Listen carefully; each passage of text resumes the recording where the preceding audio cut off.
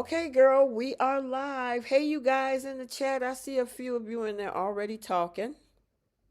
I see. Hi, Sophie. Hello, hello, hello. Oh my God, girl.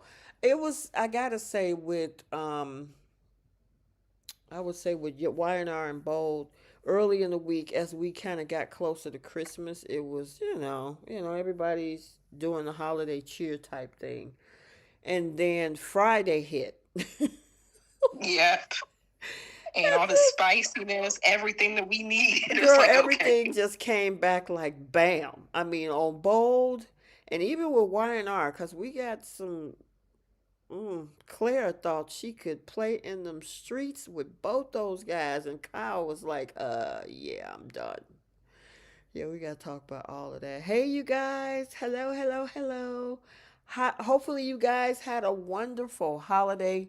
You got some gifts. If you don't celebrate the holiday, you got some rest of a day off, or you got to spend time with family or watch some sports because there was a lot of basketball on yesterday and some football. So hopefully you just had a nice day no matter what you did yesterday. I know, right, Jenna? Bree, you still there? Oh, I'm still here. I'm Oh, looking okay. at the chat. Okay. Hey, guys. How many But yeah, people I we was got in here? actually, oh, we almost 30 already. Okay, go ahead, girl. What are you saying? I was so proud of Kyle. He finally got the epiphany that he needed. And Girl. it took. It took a couple of months, but he got it. I was like, he's not simping going into 2026. I was proud of this boy. Mm-hmm. That's what no. I was gonna say that's what no one need to do, but anyway. Uh, ooh, Yeah. ooh. Well, I didn't get a chance to watch Monday episode. I kind of heard a little bit of your first video. I mean, first voice message in the chat. I mean, the group chat. So I didn't get all of Yeah. it, but it interesting or filler? Um, I would say it's a little interesting. I Okay. can't really mark it as like a filler Okay. because there was a few moving parts with Okay. certain characters that makes me question how some people are going to move going forward, Okay. Okay. I gotta check that out when we're especially done. Phyllis. Ooh. Okay. Good. I gotta check that out. All right, let me do my Mhm. formal introduction so we can jump into this. So, welcome you guys to Soap Corner Talk, where Lord, myself, T, and Bree, along with Keisha, because Keisha says she'll be jumping in hopefully soon, and we'll be recapping The Young and the Restless, The Bold and the Beautiful, Beyond the Gates for the week of December 22nd through the 26th. There were a couple of preemptions, especially with Beyond the Gates, and Young and the Restless had a preemption yesterday as well. Um, Now, normally we do The Young and the Restless first, then we do The Bold and the Beautiful, then Beyond the Gates, and then we have several segments at the end. Flip the script. Who's taking several seats this week? Star of the Week, Pickle of the Week, our Simp Olympics, and the Lily Winters Award. Oh, I know who's winning that Oh, God. this week. Yes, indeedy, pumpkin seedy. Yes, absolutely. Since she feels people are going to sponge off of her name. Oh, Jesus. Girl, I couldn't. If they really wanted to really get everybody going, this was the way to do it because the audacity. Oh, I cannot wait to get to bowl. That, Right. oh, All God. right. So make sure you guys are tapping the like button, get the likes up in the chat. Also, make sure you subscribe to the channel. Follow on the other platforms IG, TikTok, Facebook group we have. There's threads as well. And without any other further ado, we gonna go ahead and jump into the young and the restless. Where you want to start, girl? Um, we'll just probably just go down the line. Because I think like the shortest storyline was the Lily, Kane, and Phyllis Mm-hmm. stuff that went on Monday. Um, so Lily all of a sudden is she flip flopping so much. Either you want to give Kane a chance or you don't. Well, And mm-hmm.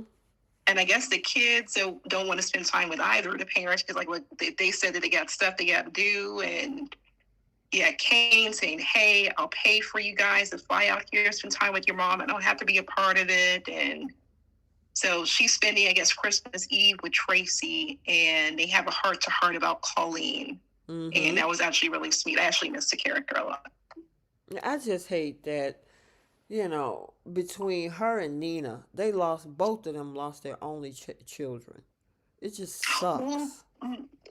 Nina has another child. Yeah, but we never really see it, and she only really True. claimed Chance. Chance. That's so true. But, So yeah, it just sucks. But yeah, in regards to Miss Lily Winters, that's what she get with for playing tiddlywinks. Either you like them or you mm-hmm. don't, and you're in or you're out, and you're going on dates or you can't stand to see this man and don't want to be in his circle. You've been playing tiddlywinks with this dude since Nice. Yeah. And didn't she say that, oh, we're not meeting up. We just happen to have encounters with each other. What? Girl, she You? she's in denial. And the thing is, because everybody is so opposed to Kane, she wants Yeah. to try to stay on the good side of everybody else because she knows how everybody else feel about this man. So I believe that if nobody really cared, she probably would have dived head first into this a long time ago. But because everybody has issues with this man, and then this whole AI drama, her brother can't stand him, and all these other folks, then she wants to play tippity toes with whether she's interested in him or not. And it's like night and day from when she went to the Abbott launch party and everyone was questioning her at the bar, like, why are you on a date with Kane? And like, why are you giving him a chance? And blah, blah, blah. And she said, like, why shouldn't I have a relationship with the father of my children? I'm like, oh, so you finally recognize that. Exactly. And then fast forward to her sit down with Tracy. I don't know. Should I trust him? Like, we're not dating. Like, why is he so funny and charming all the time? Like, maybe I should avoid him because he created the AI software. I'm like, make up your mind. Well, that's what she gets. She want to come over there at the 11th hour, a day late and a dollar short, and walk right into seeing. I don't know what happened on Monday, but the last scene that we seen was with Phyllis and Kane, because Phyllis is another part of the story because she decided that she want to try to get back in the good graces of Kane, and she come over there kissy facing with this man, and Lily walked in on it. Yeah, but the backup is, we're going to back up a little bit because all of a sudden now you realize that you should not have trusted Victor. And now you want to try to admit that you took the software and say why you did it. And she tried to push it off like, that's the past. Like, why are we worried about that? I want to start something new with you. I'm going to steal the AI software and attack Newman Enterprises. I'm like, ooh, that's what you should have done at first. Okay, so Personally. there is a question to us in the chat. And I want to acknowledge it because she definitely have the word question in caps. And that's Lachelle Wallace 59. I think you're new with Hi. us. Welcome in. Um, she says, "Do you think Phyllis will be trapped by her own machinations? She has already made a dirty deal with Victor. Victor betrayed her, and Phyllis betrayed Kane. Jack and Billy are suspicious." Um, I would say on Monday's episode, Billy and Jack are not suspicious. They're aware that she took it. She's just not owning up to it. And it's so much so that Billy wants to use Phyllis to save Jabot, and Jack is going against it. But the discussion that she has with Jack towards the end of the episode makes me think that she's going to wreak havoc on Jabot. That's what I'm thinking. Is that from Monday? Yes. Oh gosh. This Okay. could be Yeah, I Monday's gotta check that episode. out. So you guys, if you have not seen Monday's episode, that's what Bree is referring to. I have not seen it Yeah. as of yet, so maybe when you do get the chance to see it, whether on Monday or if you get to see the Canadian version, which is out, um, then you kind of get a little bit more clarity on that. Yeah. And the look on her face. Yeah, I don't know. They say that she's a wild card. Yeah, she's about to make some wild card moves for real. Okay. Boy, boy, boy. Did we kind of see what happened after Lily got there on Monday? Because it left us early in the week with Lily walking in. That's it. I was thinking it was going to lead into Tuesday's episode or Wednesday's or anything. We don't even get Lily on Monday's episode. So that was the last that we seen her. We saw Phyllis kiss Kane, Lily witness it, and that was it. That was the end of the episode. Okay. All right. I thought maybe it was going to give us something, but in regards to Lily, that's what you get. You know, you were fantasizing about Kane way back in Nice right before you slept with Damien. And then you want to play hardball and I can't forgive you and you need to get rid of your entire empire and I just may think about reconsidering. And then this man Exactly. throw away all his money, his business, all of it for you. And then And it's still not good enough. you still want to play tiddlywinks. Yeah. Yeah, I would say that she would get her award, but there's someone who is far worthy of the nomination. Exactly. There's two questions. Hey, Jen. She said, Bree, does Kane go along with her? Kane is not a part of Monday's episode. This is Phyllis going rogue. And we thought Audra was the queen of manipulations. Boy, Phyllis, the way she manipulated Billy, whoo, you need to see that. Okay. And then the other question, Lachelle Wallace, 59, she said, Jack says Phyllis is volatile and reckless. And he says that it's very weird that she would steal the software back and not want something for herself. She wants the way that she paints it on Monday would kind of clarify her supposed What's reasoning. Up, girl? Hey, Hi, y'all. Hi. Hello. All right, go ahead, Bree. Oh, sorry. I was going to say that Monday kind of the way that I don't want to give away Monday's episode. You would have to see it. Yeah.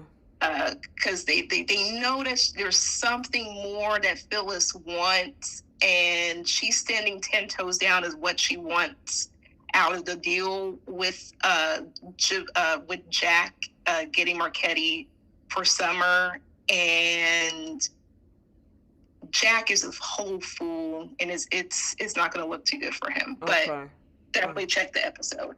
Yep. Hey, Keish, were you into Y&R this week? Because I know previous weeks when you popped on, you was like Y&R is a blur to you. So I didn't know if you actually got the chance to check out Y&R or was into it this week. Just it's sporadic. I think I may have watched 2 full episodes and I can't remember, other than today, I can't remember what other day it was I watched the full episode of.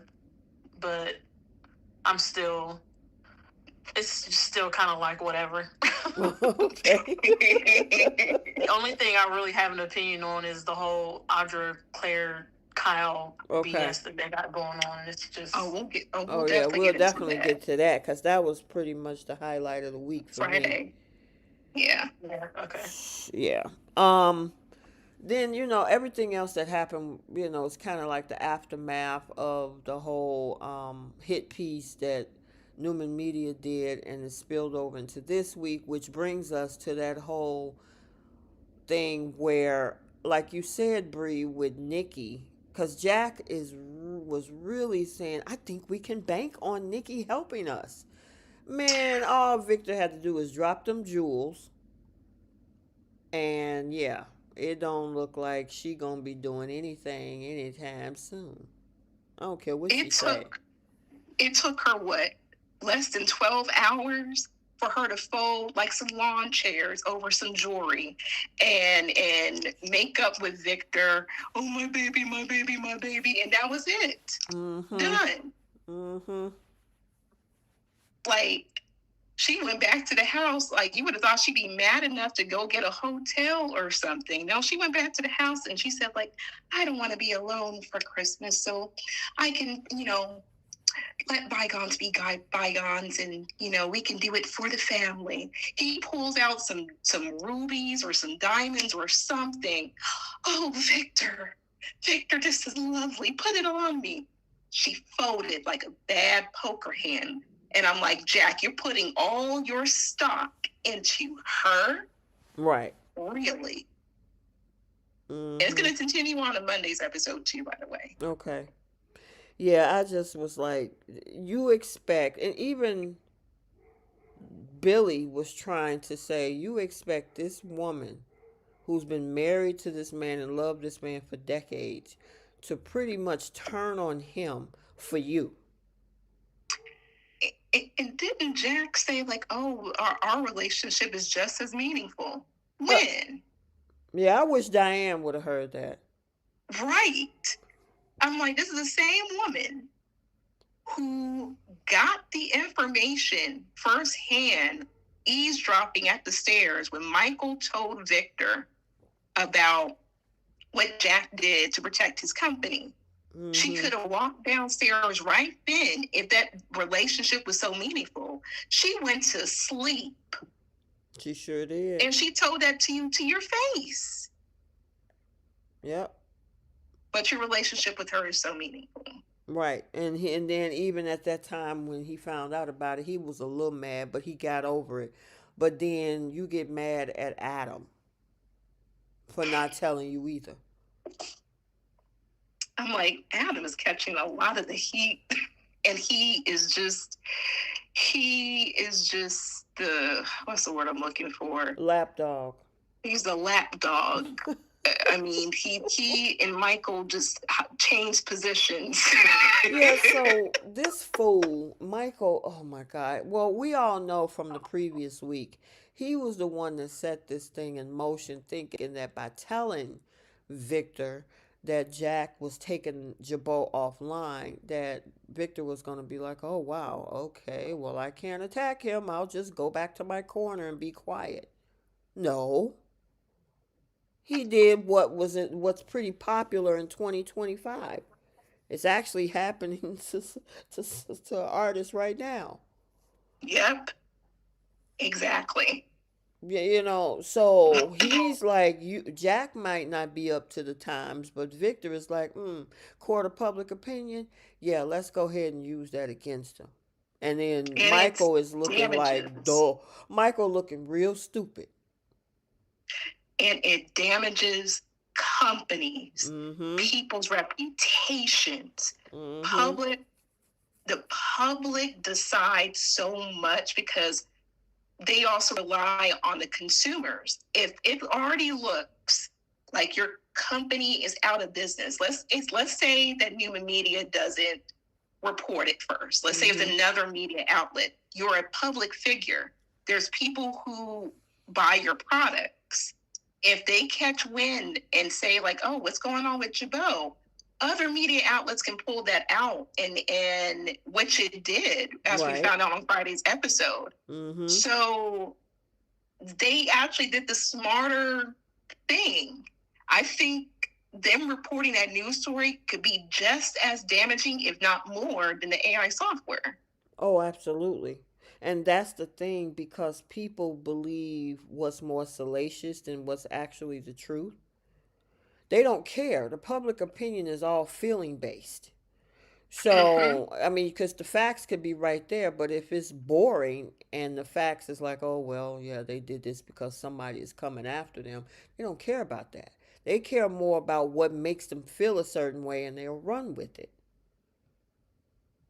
Uh, Medora. Medora said Michael, stupid is his middle name. Girl, girl, especially that the conversation he had with Lauren. Mm-hmm. Oh my Lord. What does he think he's about to do with Victor? So what I'm referring to is he's trying to decide if he should help the Abbotts or he should avoid the wrath of Victor and just mind his business. And Lauren is giving him the go ahead and saying, you know what, we need to protect our friends. But that wrath of Victor could be just as worse, if not more worse. He said, I'm about to be duplicitous. I'm about to get close to Victor to try to get the situation. I'm like, sir, what are you about to do? He don't like you like that. You would have to be sleeping in the bed next to this man to ever get close to this man. He keeps you at arm's length at all times. He knows that you are working with the Abbotts. And here's the part that gets me with Jack. He's also hanging his hat on Michael, both him and Diane. And this is the man who fed Victor the information about his company. Yeah, and helped plant moles. And that's the interesting thing because Michael has not brought that up. All this stuff is triggered based on what he said to Victor. Now y'all going to try to see if y'all can get this man to help you, but he ain't being honest with you. To be like, you know what? Yeah, well, I kind of was the one that lit the match. Mm-hmm. Playing in their faces. But Jack is hanging his hat on Nikki and Michael to save his company. Yeah, I don't. That is so crazy to me. And I understand he didn't want, because obviously Victor was ready to unleash that AI program. He already used it against Kane. He used it against Mitch Matt. And now he was about to use it against Jabot. And Jabot was like, okay, we're going to get out of Dodge. Well, unfortunately, somebody had to go tell Victor that they got out of Dodge. Yeah, exactly. And he's been plotting against Jabot, the Abbotts, for the longest. He would plant the moles. He would get the detailed information, ways to help Victor destruct the company. He's been doing this for years. Mm-hmm. And the thing is, I think, was it last year that Diane had pointed that out, and Michael admitted to that. So for her to enlist Michael to help save her company because she feels that he can appeal to Victor in a way that no one else can, I found that interesting. Wouldn't that be his wife to do that? Right. And we see how quickly Nikki folded. He gave her some jewelry and said, "Get out my business." Pretty basically. much. Yep. Yep. So, I guess they are some idiots, some straight up idiots. So then, before it hit the Christmas episode, because everybody getting jewelry and everything, and of course we saw what happened at Billy's house with the kids, and making a tree with popcorn with Sally. That we had this whole scene between Sally, Adam, and Chelsea. And at first it was Adam and Sally. Now, Sally wanted to read him the riot act because of the fact that he wrote that hit piece. And he said, well, while you was trying to stick it to Billy, you ended up hurting me in the process. So I don't know if, this is what I was saying a while back. How is Sally going to feel about knowing that, by him doing this, is going to hurt her? And sure enough, she played that card as like, listen, you already hurt me in the past, and even though you're trying to get at Billy and you talk about how bad Billy is, well, guess who else got hurt in this too? Me. You don't have any level of honor at well, what's the word I want to use? Not honor, but he don't owe you anything at this. Integrity. Hmm. Integrity. No, it's almost like she feels that he owes her because of everything that has Oh, happened, and that would have been her go-to card to pull up to say, "Hey, look at all the stuff that you did to me. You shouldn't have done this after everything you already did to me."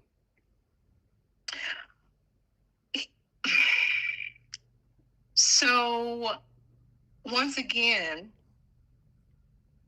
she didn't have to be a part of any of this. She made a choice. This is what happens when you get into Newman and Abbott mess. And Mm-hmm. Chelsea's learning this. Well, Chelsea already knew the same thing, but she still made a choice to get herself mixed up in all of this. Mm-hmm. So the fact that she used the stuff like, oh, you cheated on me and it took me a while for me to get over that. I'm like, you still not over that after a year? You already moved in with Billy. So what are you talking about? He doesn't owe you anything. And here's the other caveat to this. Whether it was Adam who published it, Victor is still Victor's company. He could have hired anybody, or actually Victor could have published it himself. What are you going to do about it? Mm-hmm. You are the competing media company. You had the opportunity to get ahead of it. You chose not to be biased. And then at the same time, she's like, oh, well, we have stuff on the Newmans that we can publish and, reveal about your guys' doings and everything like that. I'm like, then do it. It's not going to stop Victor going after the Abbotts. Nothing will. Absolutely nothing. So you're complaining about Adam's not a changed man. He thought he was this, he thought he was that. And I feel sorry for you. Are you going to be a man and think for yourself? None of the Newmans are going to do that. And you wanted to be part of that family at one point. Mm-hmm. So, but my biggest gripe was about Chelsea. Like, what are you crying and complaining for, ma'am? You made a choice to leave your career to join this as if you don't know how Victor moves and how Victor Yeah, acts. I don't know what they expected to be any differently this time. See, here's the thing. This conversation goes back to late summer because when she decided to come on, Adam was in the middle. Because remember, he had conversations with Victor about, hey, I don't want to do A, B, C, D, or D, A, B, C, D, or whatever. And then she came in on the backside and said, the only way that I'm going to work here is that you don't let your father manipulate you. And it's like, but you're working under a company that belongs to Victor. So Yeah, if y'all going to be CEO and COO, guess who y'all got to answer to and take orders from? pretty much. You knew that. But you think Yeah. that Adam was going to stand up to his dad being the CEO of his dad's company? And didn't Victor check her last week when she Mm-hmm. said that, oh, I should have had firsthand information? Why did we do this? Like, you should never have put this out or something like that. And Victor's like, look, I own the company. You made a choice to work for me. What Mm-hmm. I put out is what I put out. I don't owe anybody an explanation. Okay, Victor. So why are you griping to Adam when you know Victor rules all and runs all? You living on his property in the old house. Mm-hmm. You chose to work for his company. You still chose to be part of the Newman fold. You said this is your Newman family. So this Mm-hmm. is how Victor Newman moves. Either you're with it or you're not. Yeah, and then Paris Barnes 2820, she says Adam seems like he's just saying stuff with no heart to it. It's like he's repeating a pitch because of Victor's stuff. I want them to step up and for Chelsea to walk away, walk and Sally to publish the AI story. Um the part where she was saying about Adam, that first half of her statement, he's just regurgitating stuff just to sound good. Like he was telling Sally, I don't know what you're talking about. What I mean, you suspect us having the AI program. It's all he tell everybody the same thing, and I'm like, dude, come on. I mean, technically speaking, they have no proof. It's all speculation. They speculate that he has it, Right, in the but same way he they know he speculate. has it, so he's lying to everybody. But why would he be honest with the enemy? You know, he doesn't owe her a, a, a, a yes or a no. He can confirm or deny, and she should know that. And my thing is, you had no problem working for Newman Media when it was you, Sally. You know how Victor operates too. He had you do some of the same things. So, look, it's like, Sally, you either moved on, move forward. You can write a rebuttal if you want to. You can, not a rebuttal, but you can write your own narrative on your media company. This actually would have been a better route for her. And get an exclusive interview with Jack, since he's already doing a press tour. And I would have got you more clicks and more views for your company, but you chose otherwise. Mm-hmm. So why are you concerned about if Adam is a changed man or not? That's not your man no more. That's for Chelsea to deal with. Mm-hmm. Yeah, it's almost And like the stuff that he promised her in the relationship, she's still trying to hold him to it. hang on to it. I'm like, for what? You're with Billy. You're hanging your hat on Billy, and they're already alluding to the fact that he's going to betray her. Mm-hmm. Especially with the Christmas episode, because she made it be, she let it be known to Victoria, but I'm surprised she's not going after Victoria's role in this, because she's just like her mother, that sits by quietly and let things happen. Mm-hmm. But she sat there and talked with Victoria about like how her dad disappointed her. Her dad was a gambler. He showed Billy has similar, actions like her dad, and abandonment issues and all of that.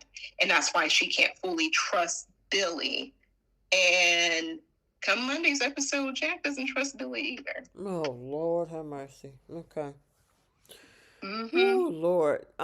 Then of course it brought us to the little Christmas thing. It's good to. I think somebody said in the chat we got to see Johnny and Thank Katie, you. and which I'm just gonna, cause that was all nice and good. Obviously, it's framed for the holiday, but then that Mm-hmm. brings us to Friday, and this is where Keish, you there, girl? She there? Yep, yep, Oh, I'm here. okay. I know you got some things to say about Cal and Claire. Yeah, not much. Mm-hmm. It's just my annoyance with the whole situation and how they've con- they've continued to keep Audra on this path of her anger with Kyle and Claire, and it's like, and I don't understand it, because it's like you instigated all this with Victor.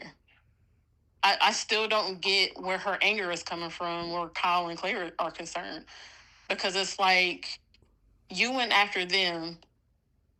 Did you expect them to just sit back and say, oh, well, Victor was the one that put her up to it, so, we'll give her a pass? And it's like, I don't understand what she expected from them. So this continued, like, every time we see her in a scene with Claire, she's walking up to her, antagonizing her about Kyle.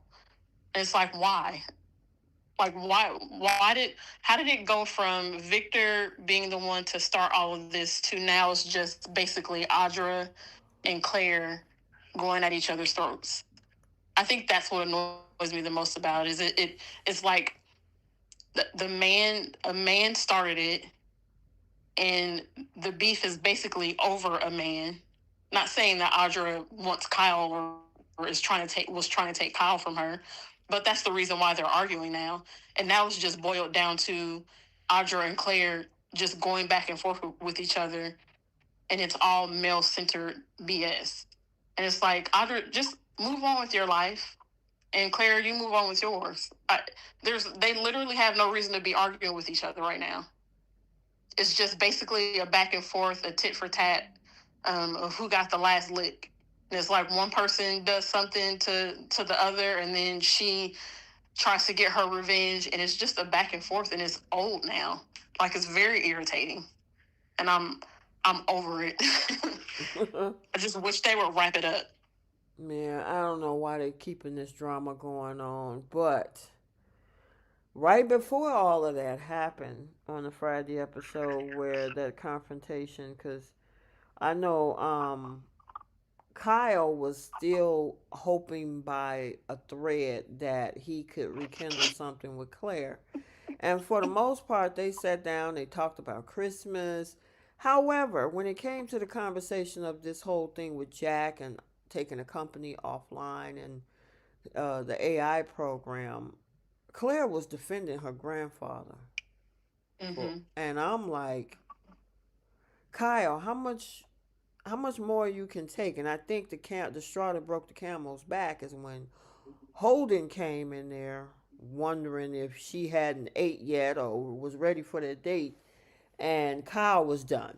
It was over. She was like, "Can I come see Harrison?" He was like, "Nope, he busy right now."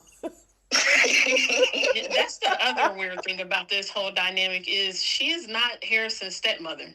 She was a nanny at one point. Right. And I feel like they keep trying to, because Summer isn't on screen, it's like they keep trying to basically connect or attach Claire to Kyle also through Harrison. It's like that's not his mom. It's not his stepmom. She was a nanny. I wish they would drop that part of it too. Like, why are you asking to come and visit a little boy that you were a nanny to once? And the thing is that gets me about that is that when Kyle decided to cut her loose, she acted like she was hurt. And I'm like, girl, you just went to LA to get your back blown out. And Three times. 3 times. And then the thing is, you try to put Kyle on ice while you play around in the streets with Holden. And then when Kyle says, well, I've had enough, then you act like, oh, but wait, this is over? Yes, the fun and games are over. And Audra, I gotta say, as much as, like you say, Keish, the whole situation of, this Audra Claire contention is, it's like, why? But Audra did say something interesting. She said, this pretty much this what you get for playing these two men. Are you having fun playing these two men? Because that's exactly what she was doing. She figured, I'm just going to be loose and free, and I'm going to play around in the bed with Holden, but I'm going to keep Kyle on ice. And maybe if I feel like getting with him, I will. Well, Yeah, that road ended. Go ahead, Bree.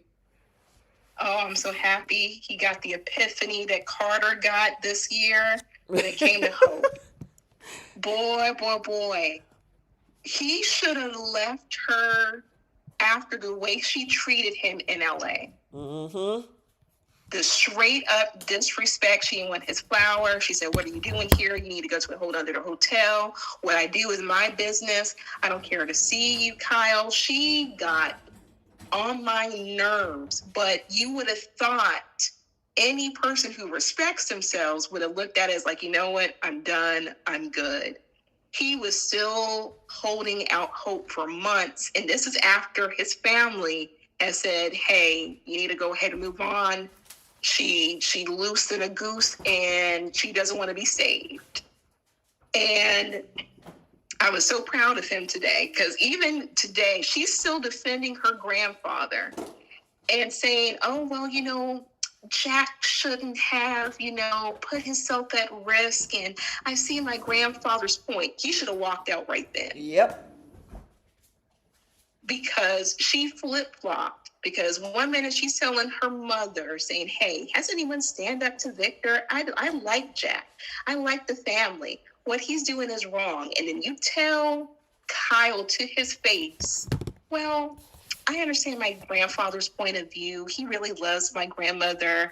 He wouldn't try to do this deliberately. I can see him wanting to try to protect my grandmother. He should have walked out. So it took Holden coming up to you and her making plans with this man for you to up and walk out. I mean, whatever works. I'm like, about time. Get your manhood. Don't simp in 2026. I'm proud of you, Kyle. It took forever to get there, but like another man's already ran through her. Why would you want her back? Let her play on the crosswalk with stop signs, traffic lights. Let her play in the streets like she wanted to. And I will say, this whole tit for tat with her and Audra, Claire gives as good as she gets, because she started, because Audra was minding her business. But when Claire got annoyed seeing Claire got annoyed seeing Audra, she wanted to poke and try to pry into stuff that happened in LA, had nothing to do with her. Then Audra started to try to defend herself and get in her face. It's like, either you leave her alone or this is what you get. And the way that she slapped Claire last week, I'm like, look, that little drink he threw in Audra's face is going to be nothing. But she spoke some truth and said, hey, this is what you get for playing with both of these men. How does it feel, Claire? And that stung. That hit her hard, because you don't have Claire in your grasp anymore. You mean Kyle? That's what you get. Kyle. You don't have Kyle in your grasp no more, girl. Mm-hmm. You played yourself.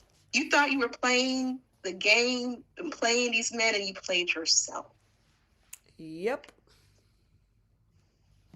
Because in all actuality, Kyle has the money. Yeah, I'm not on either one of their sides, because I've never really cared for Claire, and Audra went back to annoying me the minute she agreed to carry out this little plan for Victor.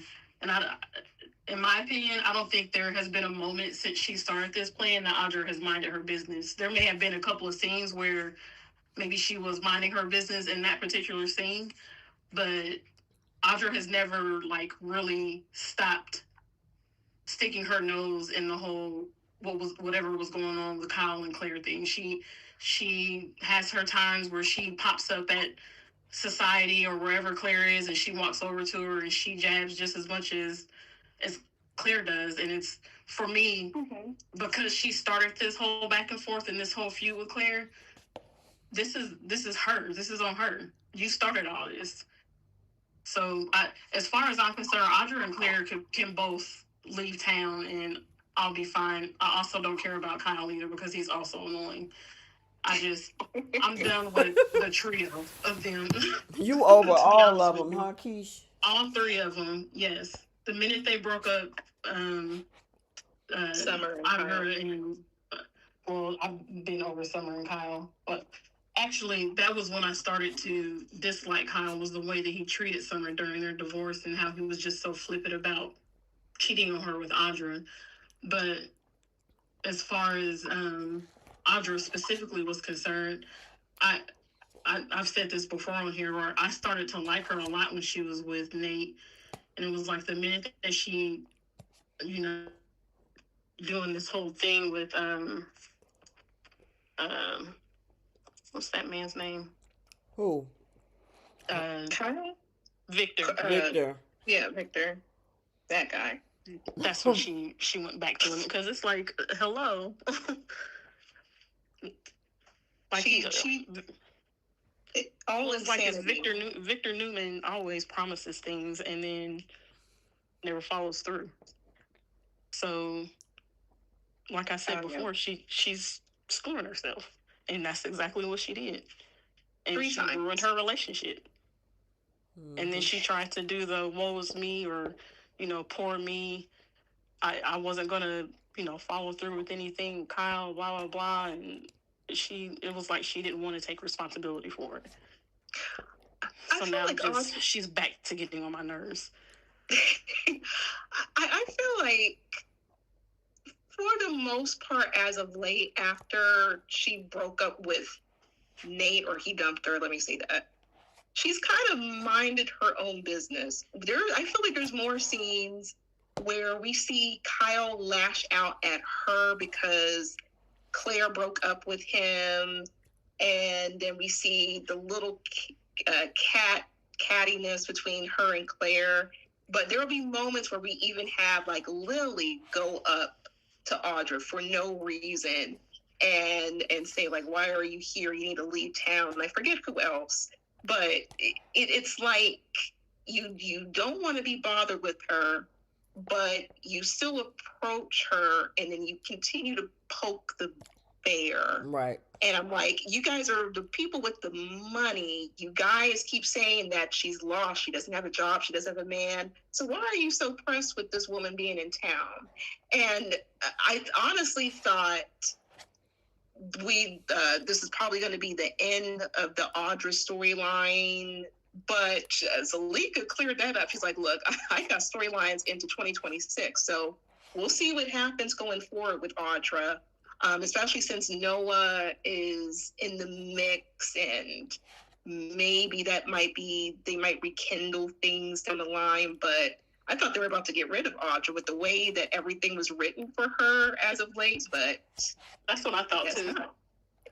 It was a particular episode. It was a particular episode where I think it was an episode with Lily, and it was like the dialogue they were using. I think it was Lily and Nate talking, and she said something about if she was better off gone or something. Yeah. And I was like, "Oh, are we getting a murder mystery? What?" But didn't they show? Wasn't Audra like in the park lay there by herself or something? I'm like, yeah, and I think I sent a message in the group, and I was like, y'all think they about to get rid of her? Because I really thought that. But she cleared that up. She's like, she got storylines in 2026. I'm like, okay, girl. Well, she cleared it up on her own live. That don't mean it can't be a murder mystery storyline. Just kidding. I don't want them to, for sure. It's we still need the diversity on the program, and she's a good actress. And the character the character can be a good character. They just need to give her different storyline. Like her storyline until Nate has been all about I feel like it's been all about trying to take something from somebody. Yeah. Instead of work. I don't know. I just if they write her so much as an antagonist, I would like to see an antagonist kind of win. She's one of the main antagonists who loses every single time. It can't just be Victor all the time. I would love for her to have worked with Kane and he funded her company or like something. There's so many missed opportunities with the writing. I know we'll wrap it up on Wednesday with the end of the year stuff. But oh yeah, let me ask you, hey Keish, are you off on Wednesday? Yeah. Yes. Okay, because we're doing the 2025 recap, kind of talking about the best, the worst, stuff like that for this year. But we're going to do it on Wednesday morning. Are you available? What time Wednesday morning? We were talking about like maybe 8 o'clock your time.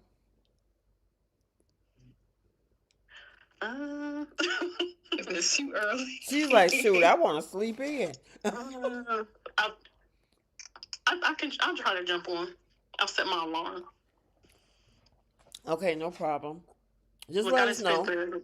I spent the last 3 weeks with my dad and my bonus mom, and they are night owls. They had me. They don't go to sleep before 1 o'clock. And they get out of bed at like 10 or 11. And that's been my schedule for the last 3 weeks. I've been trying to like get back on a normal sleep schedule. They're both retired. So they're like, we'll have to get up and go to work in the morning. We just kind of get up when we want to and stay up however long we want.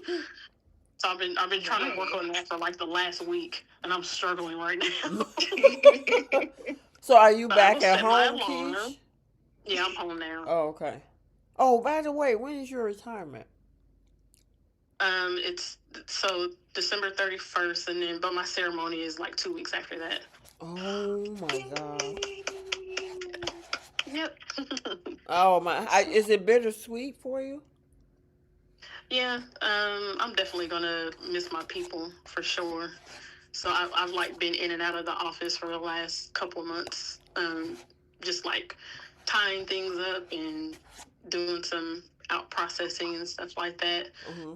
Um, so yeah, it's weird going in there and I don't have any responsibilities. I'm just there just taking care of my own stuff and I don't know. I just kind of it's kind of sad, but also I'm excited to move on to something different. You know what you're moving on to? I'm gonna do HR still, Mm. just out in the private sector instead of federal, like I've been for the last 20 plus years. I've never worked in the private sector before.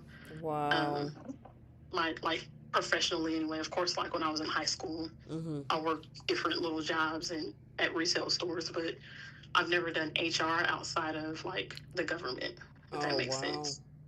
So I want to try it in a private company, private sector. Wow. I know you've been talking about it because you were supposed to be deployed last year and then go Yeah. into retirement. But, kudos to you. Thanks for serving the country and doing Yes. what you My need to pleasure. do. Thank you. Yes. Yes. So, You congrats. deserve your retirement. Yeah, I know, right? Thanks, ladies. Thank you. All right. And then we got as you get now the congrats are starting to come into the chat. Um, Yes. Oh, thanks, God. I'm not looking at the chat right now, but thank you guys. I appreciate it. yep, yep. And Keish, you know we coming up on year 6, right? Gosh, 6 years? That's Girl, crazy. I know. For those that came over from Anchor before Bree came over in 2022, it was me and Keish from the end was I think it was end of 19, early 20, and Mm-hmm. we just started talking up soaps, and the rest is history. So, Yep. It's been girl, fun too. what you say? I said it's been fun. I know, right? I Yes. And know. in that 6 years, we got a brand new soap. How crazy is that? That I Yes, never would have expected that to happen. exactly. We went through COVID. There was that break in between. We was trying to figure out what we were gonna talk about. It was Mm-hmm. crazy, but we made it through. And then, of course, we got our girl Bree in 22. Um, Yeah. and then Trish Yeah. came on to cover for you when you were in your Mm-hmm. first, the other deployment. And she came in to cover for you. So it's been a journey. And we'll probably talk Yeah, it about that has. more as before we go into 2026. But I'm just glad that we have increased the soap family, all the soapies in the chat, and all that good stuff. So, Yes. Yes, yes. We appreciate you guys. mm-hmm. Yes, we do. Yep, yep. All right, there's Oh, one thank you, other. TA. What'd you say? Oh, what TA say? Oh, glad you guys started doing this podcast. I love it. Oh, thank you guys. We really appreciate you. Really, I Yes, didn't we come do. over to the YouTube side until 2022. It was on the Anchor platform prior to that, which is now owned by Spotify. Mm-hmm. Yeah, so I mean, it was still going to other podcasts like Apple and some of those other platforms because Anchor put it out to other platforms and things like that. But then Spotify bought it out, and then I'm like, you know what? I'm going over to YouTube, and so we got a bigger audience over here. Trish is doing okay, Melissa. She's doing okay. Yeah. Yep, she's got a lot She, going on, building her life her and things like that. business. Yep, her business. All right. Okay, so there's one other small piece of storyline, and that whole thing with Noah because Ugh. he couldn't stay at home when they tried to tell him to wait right here. Whatever. Sharon was like, look, and he's told his mama he wasn't going nowhere. He decided that he wanted to show Sienna the city, and they go over to the overlook, and he end up with a, getting bopped upside the head. Yep. And then he goes over to Crimson Lights, and Nick is like, look, how do we know that Sienna didn't do this to you? Noah is in his feelings about this girl, this lady, Mm-hmm.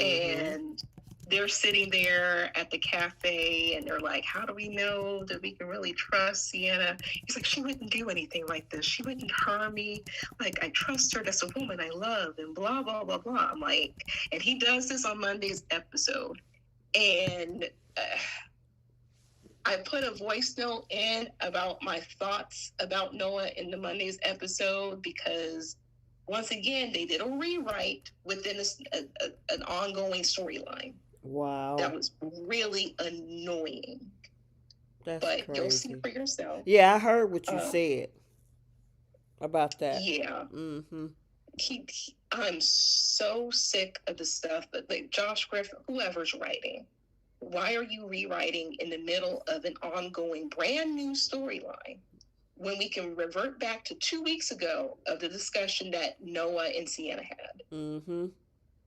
Like, anyway, but he's not trying to listen to his mom or his dad. At this point, if I was Nick and Sharon, like, you want to fight this by yourself? Good. We should have left you in LA if that were the case then. Since you're a grown man and no one can stop you, Right. and you want to be disrespectful to the help and the protection we're trying to give you, then you spend your little money and you go protect your girl of 5 months. I don't understand. I mean, how many times he keeps saying he can handle Matt, but you But he keep gets end knocked up over in the head. situations where you almost got He knocked ran in the off the head. you almost got ran off the road first. Then y'all were in a locked basement or whatever in California, and he wanted you to take fentanyl. Now you got bopped upside the head. How many times do you have to say, "Oh, I can handle this, man," to realize that you can't? For real. Exactly. He said, this has to do with me, not you guys. What do you mean? This Mm-hmm. has everything to do with Nick and Sharon. This stuff has gone on way before you were even born. They keep telling you that. They're trying to use you to get to them. You are not that special, sir. You just Mm-hmm. happen to be sleeping with that married woman, and she was sleeping with other people too. You just happen to be her favorite.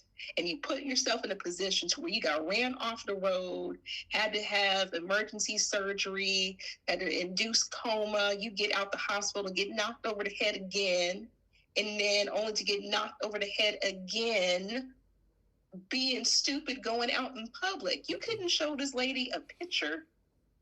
I'm sure your mother had pictures of all of Genoa City over the past 20 something years. You could have showed her pictures, could have showed her, like, you pointed to the Newman Ranch. You could have walked around the ranch. I'm pretty Mm-hmm. sure there's places where you could have walked, a park. Like, you're on a whole compound. Mm-hmm. You needed to go to another park. You needed to go to a coffee shop. I'm pretty sure your mama owns a coffee shop. You mean she don't have a coffee maker in her house? Yeah, that boy is stupid.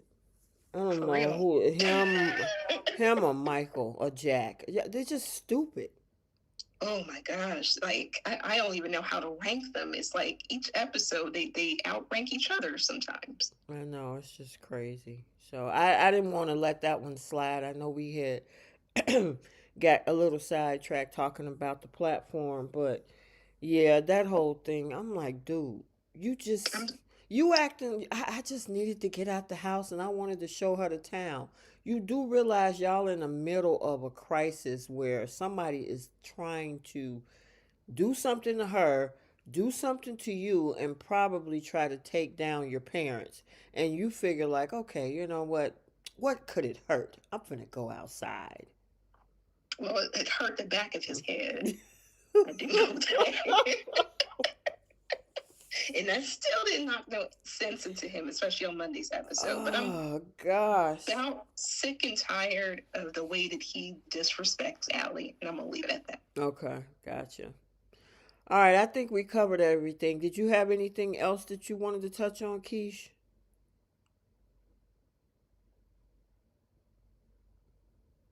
Maybe she's Teach. Keish. You there, girl? I'm here. Sorry, I put you guys on mute because I was blow drying my hair. What'd you say? Oh, Oh. you finna go out or something, girl? No, it was just hair wash day, and I Oh, just okay. needed to get it out the way because I've been stalling. Oh, okay, Oh, gotcha. But I you didn't have understand. anything else, did you?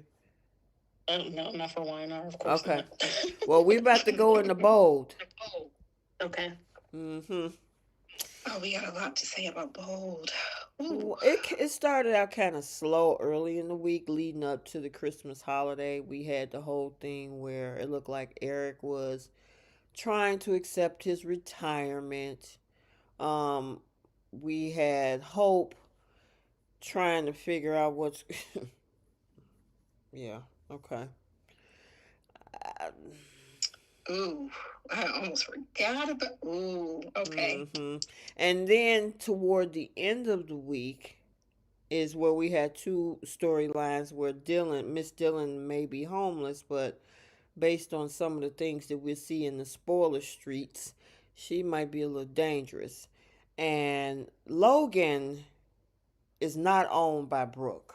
So, Nope. and Katie is like, that's my name too. So I don't what's wrong with you. Oh, the audacity. Oh, good Lord.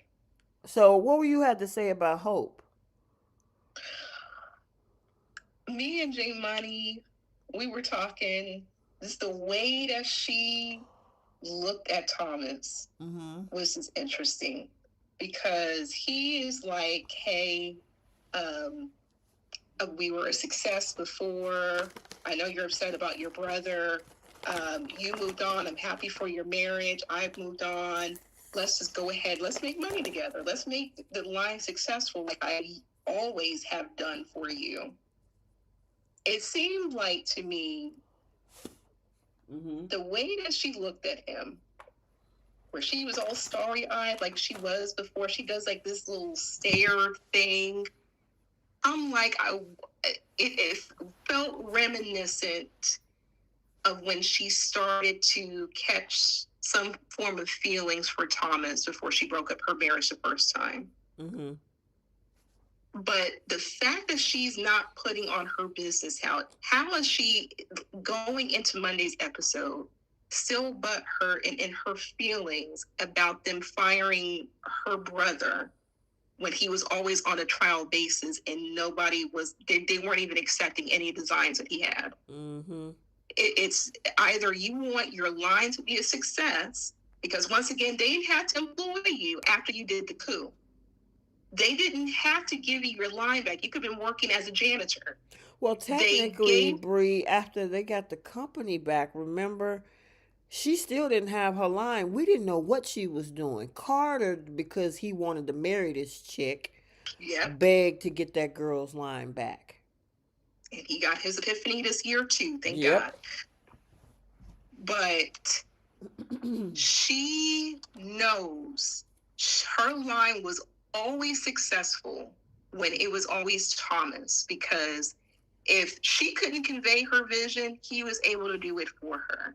Mm-hmm. How is it when he left, you failed all four courtiers by yourself?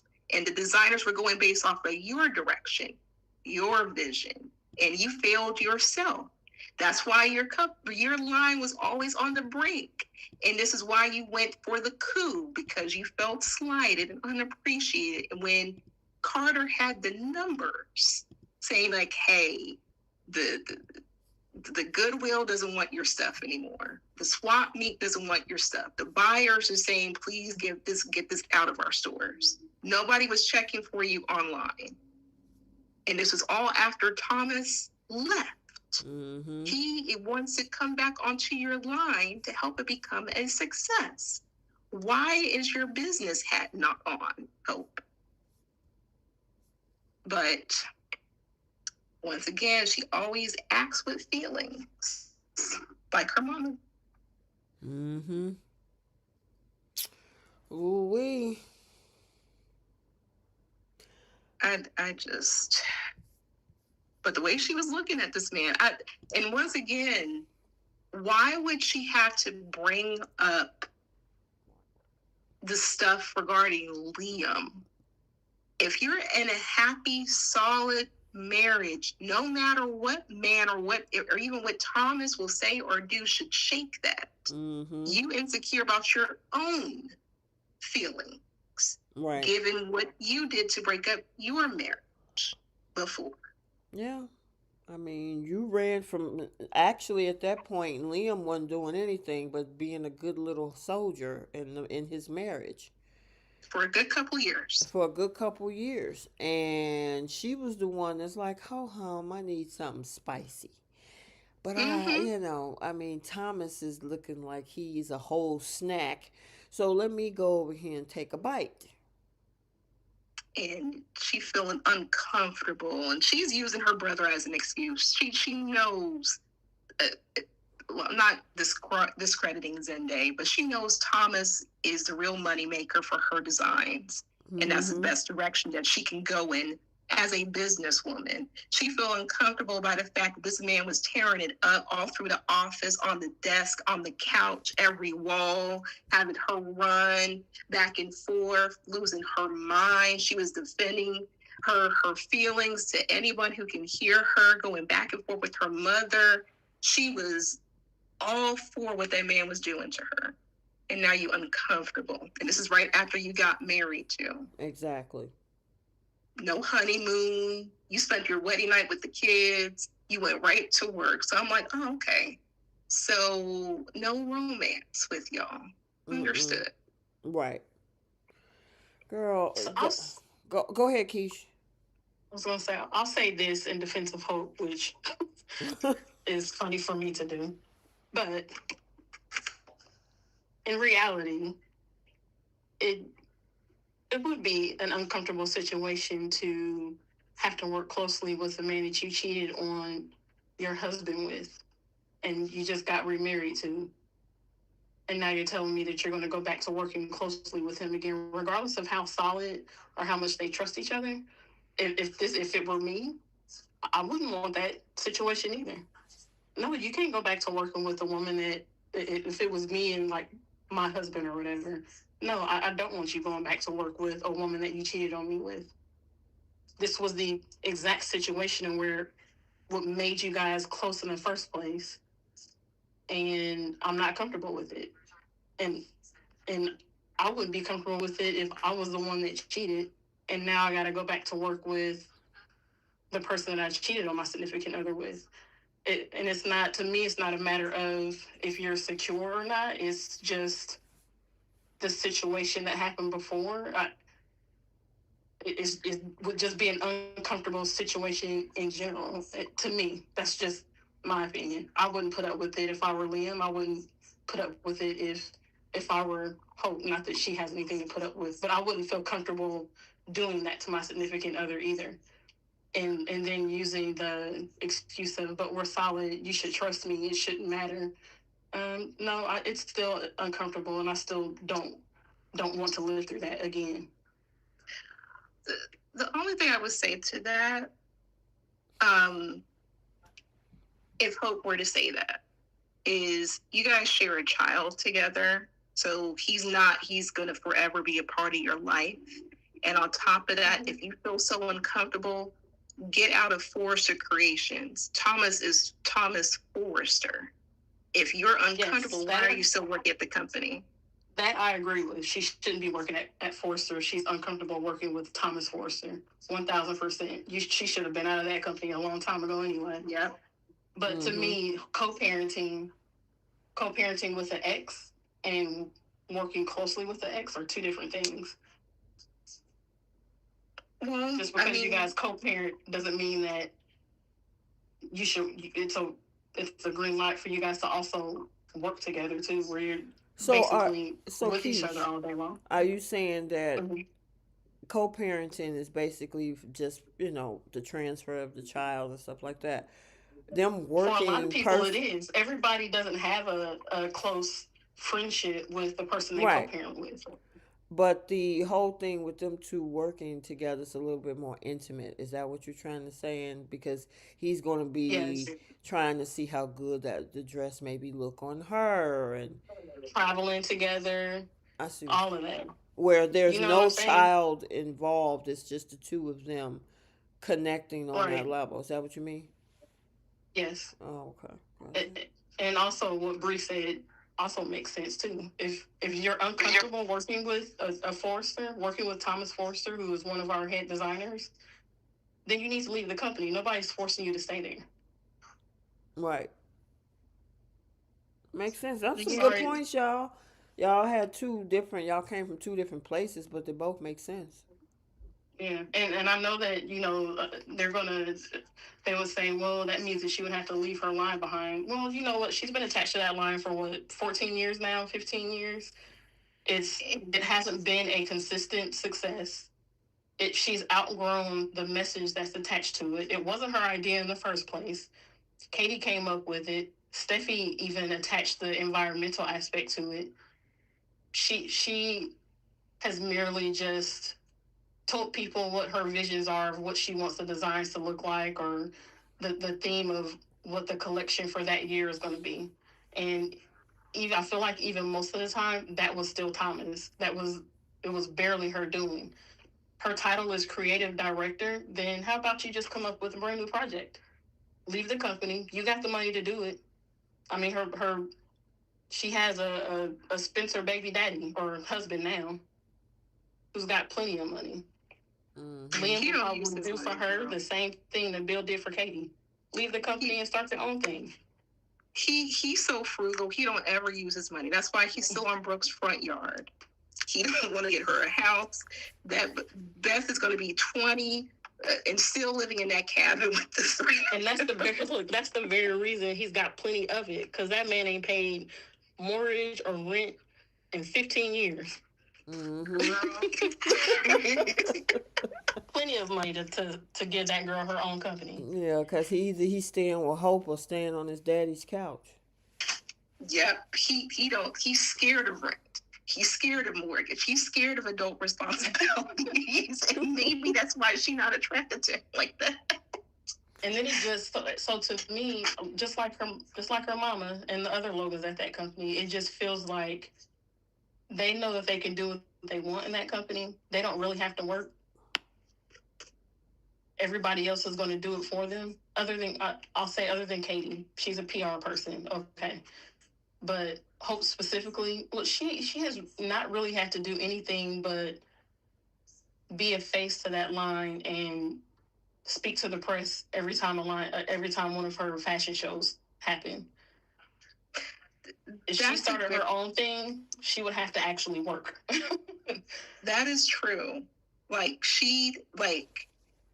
This is why she had to beg and plead to get her line back, because it's a Fortune creation line. So even if she leaves, they can just recreate or rename it something else. She's just the name. And on top of that, like, it takes somebody else to convey a lucrative vision. She's proven by herself that she fails all on her own and can't convey anything that the swap meet would even like to wear. I mean, Claire even gave back them fashions. She can't even convey a vision. So why is she fighting so hard for her brother? Her brother can't even do that, clearly, because none of his designs have passed. Mm-hmm. So if you feel like you can, want to protect your marriage and something feels uncomfortable, then leave. Because Thomas Forrester, he has 5% stake in that company. He has every right to be there. Mm-hmm. Right. If he didn't have any stake in that company, it's still his family's company, not hers. Exactly. And if whatever's going on with her and her marriage, that's a personal issue. He said he want nothing to do with. He been gone for a good year and some change, and he said he's still going to be in Paris, flying back in and forth. So, what's your issue, girl? You either want your line to be a success or you don't. Mm-hmm. You failed all on your own. Yeah, and I mean, even when she complained to Ridge when they had the little board meeting or whatever, and he was like, "Look, your line been teetering for a while, and we know Yeah. by bringing Thomas in because before Thomas left, her line was on top. So why not Yep. bring the missing piece to the puzzle?" And she like, "Yeah, well, but my brother, okay, but your brother really haven't proven the experience that's going to bring you exactly what's necessary to bring the line back to where it was." It was the conversation also with Stephanie when she said, and this was last week, when she said to her, um, "So you want to push my brother out for your brother?" And it's like, your brother and Thomas are not on the same level. Right. At You all. cannot make that comparison. This is Thomas's company. It's his family's Exactly. company. Your brother just graduated design school. Exactly. And I think Steffi pointed that out. And it hopes like, well, Deke has fresh ideas. And Steffi's like, well, out of the fresh ideas he had, which one are we going to put in production? Help us out.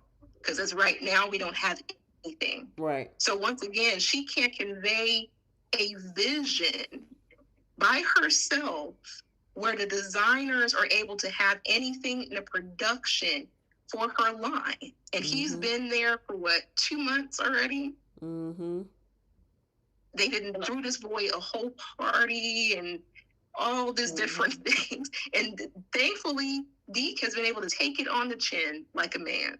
Yeah, Like, hey, he took it better and more mature than what she did. Because I Right. feel like Hope is just so used to getting what she wants, Mm-hmm. and people falling at their knees for her, other than Stephanie. That she just expected she expected her mom maybe, or Ridge or Eric to fight for her brother to be able to stay there. And Dika's like, you know what, I get it. I'm brand new. I understand. It's Mm-hmm. all good. And she's sitting around pouting and sulking in staff meetings. mm-hmm. Yep. And just like we had said in the group chat last week, why not at the very Hey, your least, brother. yeah, or ask for an unpaid internship. Boom. And your brother stays on. He can learn amongst the best and get his skills up. It just won't be on the forced or dime.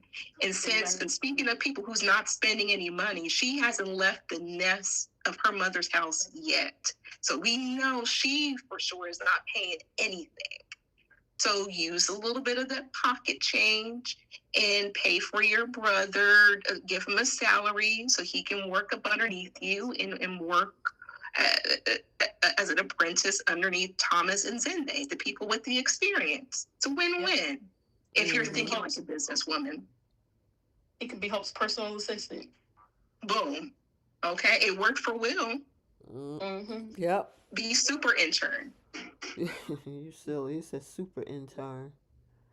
Okay. Okay, just pay him.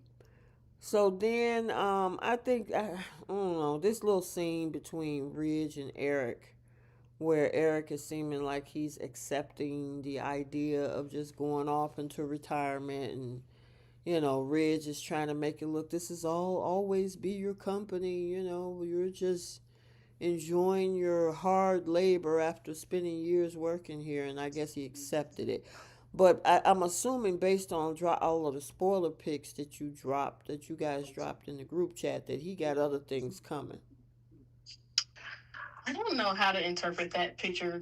I mean, it could have been just something as simple as Eric just showing him, Mm-hmm. not necessarily saying, "Here, take these and pass them off as yours," or trying to figure out a way to get him back into Forrester. It, Mm-hmm. um, and I don't see Deke being. He just doesn't seem like, so far, doesn't seem like the type of character that would do that, even if the opportunity was presented to him. So I'm thinking maybe it's just it's innocent, and that screenshot just looks like maybe Eric is trying to, I don't know, give him his designs or something like that. Right. I think the opposite. I think this boy is going to be so desperate to succeed. I don't think, especially after today's episode, we know that Eric is going to be Team Brooke no matter what. Mm-hmm. I don't think that he's going to be willingly helping out the competitor when he knows he is part owner of another of his own fashion house. Mm-hmm. I think he's probably going to give advice to Deke, but something tells me Deke is probably going to look at those designs and replicate them as his own. And Katie's going to run with it, and this is going to be the downfall of her fashion company. Wow. Because these are going to be considered stolen designs. Because Steffi's the only person who's seen them. And something's going to happen with a big reveal where Steffi's going to see it and be like, those are my grandfather's designs. I don't think Eric's going to be willing to help Bill Spencer of all people, especially after the stuff that happened today. I wouldn't mind that outcome. I just hope that I don't want them to do away with Katie's fashion house after, whatever this initial storyline is, because they need another fashion house on the show. It can't just be Forrester. Yes, they do. They've needed this for a long time. So maybe, if it does happen that way, maybe it's just a little bump in the road that they have to get over. But I hope it's not this is just a one and done, and now Katie's gone back to Forrester Creations, Mm-hmm. and there's no other fashion house on the show anymore. Yeah. Well, This is where I miss CJ. Where's Amber? Like we could have something different, mm-hmm. but the twist, the twist for Friday, I was like, oh, okay. Well, before we go into that piece, because I know a lot of people have something to say about all that, we got this whole thing with Miss Dillon, and it looked like, based on some of what I've seen, is that does she have a crush on Will? All of a sudden, apparently, especially after the previews, I'm Right. like, they're about to they bold writers, Casey, Brad, like we just went through the storyline a few months ago. So we're going to literally dust off all the stuff that we just had with Luna, and we're doing this with Miss Dillon now. It would Right. have been a better storyline if she had like a crush or something like on Elektra or Finn. I thought it was going to go the Finn direction. Mm-mm. What did you guys see that made you think that she got a crush on Will now? The previews for next week. Yeah. And the fact that everything was convenient with her living in her car and the closeness that all of a sudden that she has to Will, like especially the way she was looking at him. Mm-hmm. I'm like, okay, they're going that direction. I would have been okay if it was Finn, but it's not. Yeah, I guess I didn't see that from the previews. Yep. I don't think it's going to be a repeat of somebody or another woman being obsessed with Will. Well, wasn't there somebody pouring some poison or something? It was her. That's what I thought. It was like the powdery stuff. I'm like, who is y'all supplier? How are y'all getting this so quickly like this? Yeah, but it's just the way that they made it so random. They took this girl who was originally the teacher and now made her homeless possibly, and then living in her car. Living in a car, and then at the same time with the the stuff that's coming up. Who you poisoning? And for what? At Forrester Creations too. So apparently online, they said that picture came from a soap board. A soap board. It didn't come from one of the sites. Okay. So they're thinking that maybe that picture is AI or Photoshop or whatever is what they're thinking. But so, I'm sorry. Oh, go ahead, girl. I was just gonna say I wonder if with this reveal that she's homeless or possibly homeless, I still wonder if they're going to, are they going to go the direction of telling the story about um, how they go about helping her, someone that's homeless, or despite the fact that she's homeless, are they still going to have her have some type of bad intention towards Will and Electra, or Finn and Steffi? Like, is this about to be some kind of feel good story because they're all going to band together and help her, or is she like going to turn out to be a sneaky, you know, somebody that's trying to hurt them? Is she about to kidnap Hayes, because they brought Hayes up a few times about how much he loves Miss Dillon, and how Miss Dillon did him a little Christmas card and how much she adores him and stuff like that. So I don't know. I would have loved it if, instead of Will bringing her into his home, it would have been better if Steffi, because up until now I didn't know there was like a house above the beach house. We've never No, heard I that never before. heard that. Yes, Taylor's never mentioned it. Rich never mentioned it. Stephanie's never mentioned it. All of a sudden, there is property above the beach house, and she's staring at Will, and I'm like, they're about to go that route. And to be honest, it's like someone put in the chat. This is Gen Z thing, and so they're gonna loop the three characters together. So it's gonna be someone causing issues for Will and Electra again. Mm-hmm. But I feel like all of this is very convenient that she's the person who supposedly ran Luna off. I don't believe that. This all of a sudden she's all around Will and Electra. She doesn't have another teaching job, and school is in session still, and she's home. All of this is way too convenient, and I feel it's all to get too close to Will. And I know some people online were saying like maybe she's helping Luna. I wouldn't put it past the writers to do that. Mm-hmm. But all of a sudden, now she's the type of person who's like obsessed and looking at Will. And I'm like, with the way that they keep talking about like how Hayes loves her and how close that Steffi and Finn are to her, it would have been better if they gave her space in their house and we see the obsession thing. Mm. Why are we going back to the whole Will and Electra thing? We just left that storyline. Yeah. We also saw Remy this week, didn't we? Yeah, we did. Mm-hmm. I'm like, oh.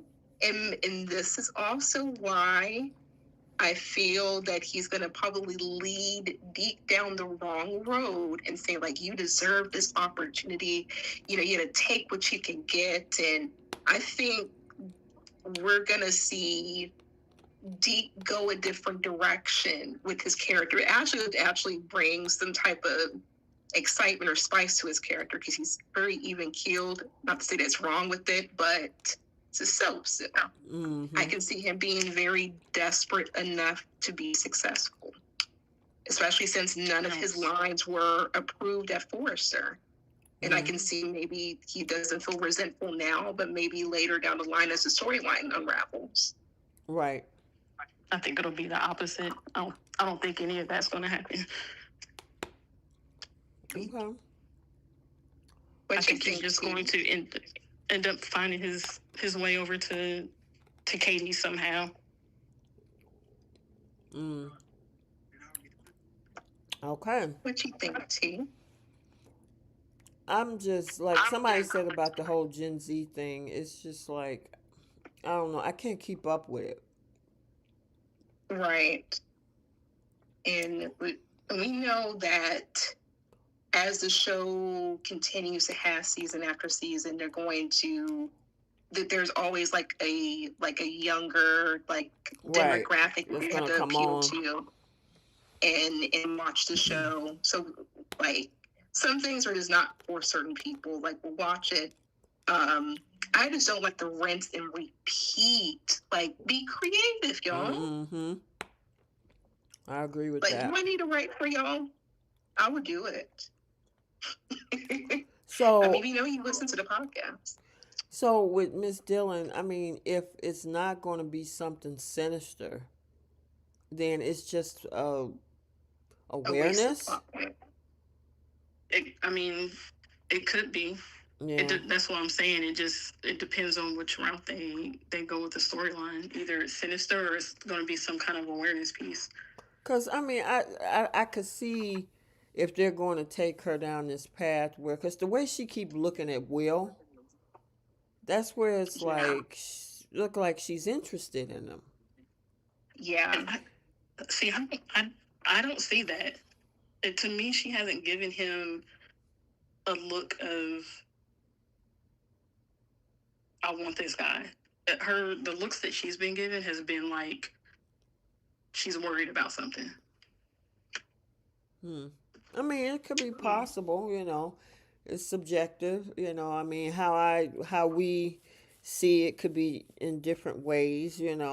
I guess it'll Mm-hmm. definitely come out what exactly is going on, but why are you introducing this storyline? And I mean, if it's on awareness, because there's a lot of homelessness in LA, you Mm-hmm. know, is that something that they're trying to bring to the forefront, or where's the twist in that? Because I mean, now you My, get moving this person into to live with you all. I, my thing is, they did the homeless awareness with Tom Starr. That's true. They just did that. The way that I feel like they're writing, and Jasmine Williams make a very good point. Miss Dillon was a horrible teacher, letting Miss Sunshine do the origami maker with the kids. Mm-hmm. Do we even know that Miss Dillon was ever really a teacher? I Yeah. mean, I think how else would she have gotten all those kids in that? because people fake their stuff all the time. For her to be so close to the situation all of a sudden, there's just something really sketchy about that. Mm-hmm. Because, for one, like, there's like a safety protocol a lot of teachers are supposed to have. They check for credentials, especially when there's children involved. She didn't do any of that. Mm-hmm. She just up and distrusted the situation. I'm like, are you even really a teacher? I don't know. But It's you know just, what they did though? They had her acknowledge that she said to them it was stupid of me to just take her at her word and bring a complete stranger into my classroom without doing any background checks. They didn't gloss over it, or it was never, mentioned that nobody ever like checked her on that. So I feel like I don't. And then as far as that is concerned, when that happened, I would think that whoever she worked for would have then looked into her like, you made a huge mistake. Let me look at your background. Like, were you friends with this person? You got other nefarious people in your life that you just letting around the kids? Mm-hmm. You know what I mean? I feel like she would have gotten looked into as well because she was the one that made that mistake of letting Luna in the classroom.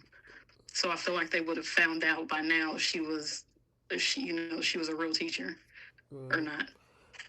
That's true. yeah, I Okay. feel like she said that. I feel like she said that for sympathy points. I don't trust a thing that girl has to say. I feel like everything is just a matter of convenience. Even her supposedly running Luna off the road, I find it very convenient.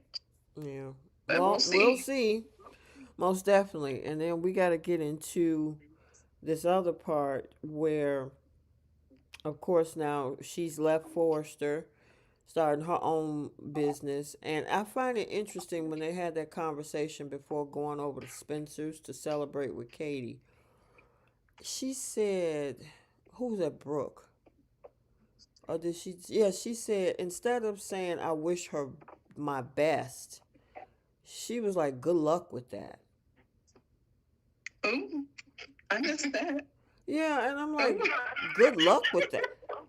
I mean, instead of saying, well, because Donna seems more supportive, or at least on face value. Neutral. Yeah. Yeah, she seems a little bit more, whereas Brooke is like, yeah, I'll give her little kudos or whatever, but do I think she can pull this off, or is she gonna come up against us? No. And even Ridge threw some stuff in there when they was looking at the folks on the runway showing the new outfits or whatever, and the first thing he was like, let's see if Katie's company can compete with this.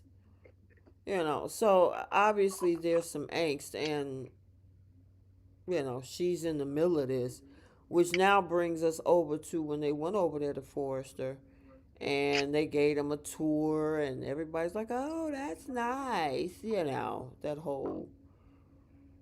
I go, what's nice? Very Mm-hmm. Very nice. nice, Thank very you. nice, until she dropped that name Logan, and that's where it went left.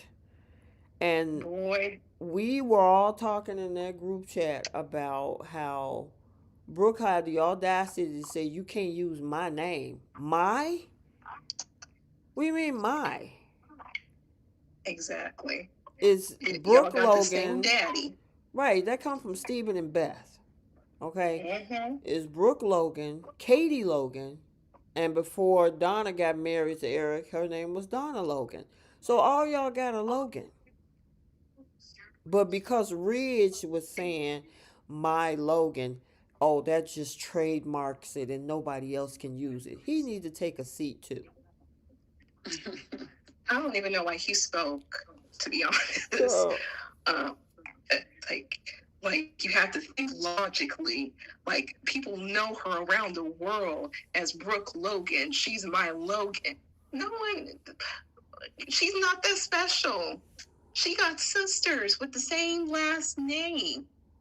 For her, the part that got me heated was when she said, "Oh, you're trying to sponge off of my name, Her reputation. her reputation." What? And I'm like, girl, let's not talk about your reputation, okay? Okay, we know how you wore out Brooke Logan's name. Let's be clear. And wasn't she just crying about being a Forrester? You dropped your last name every other year because you prefer being a Forrester than a Logan. Let's be clear. Ooh, that's a good point. Jenna said the name is Brooke's bedroom, not Logan's bedroom. Yep, Keith said that too. like, like, like, that is your sister's last name. She has every right to use her maiden name. Just because he calls you Logan don't mean everyone around the world knows that he calls her Logan. Like, who cares? He uses that Logan name every other year when he's not with Taylor or with another woman. Right. So he calls you that half of the time anyway. And she already had plenty of other last names. So she really wasn't all that concerned with the Logan name until it suits her now. Girl, oh Lord. Keish, what you got to say on there? I, the I don't know. The way I look at it is, if she's truly happy for her sister, why does she care if she uses that name? Well, so what if the Logan name is what gets her recognition to her line because people associate it with Brooke? As long as Katie isn't doing, press interviews and telling, indicating that Brooke is attached to the line, she's not doing anything wrong. If people are automatically assuming or associating it with Brooke, Mm-hmm. that's on them. And I would think that as her sister, it wouldn't bother Brooke if that was to help her line get off the ground. So, like, don't you want her to be successful? Weren't you just saying that you were happy for her? Before you found out what the name of the line was going to be? Who cares if that helps her? Mm-hmm. So I feel like the reaction to it was overboard because it's not like Logan is a unique name. It's just as common as, I don't know, Jones or Smith or Jackson. You know what I mean? Mm-hmm. It's not anything unique that just stands out. Which, in my opinion, it was goofy for Katie to name it Logan, or just to name it Logan. She needed to name it something that would stand out, which that to me doesn't. But either way, I just think it was petty for Brooke to be that upset about it. But And it if was her. anything, Brooke Mm-hmm. should be leaving Forrester and going to help her sister with her company. Like it's not necessarily Brooke's company, but it's her family.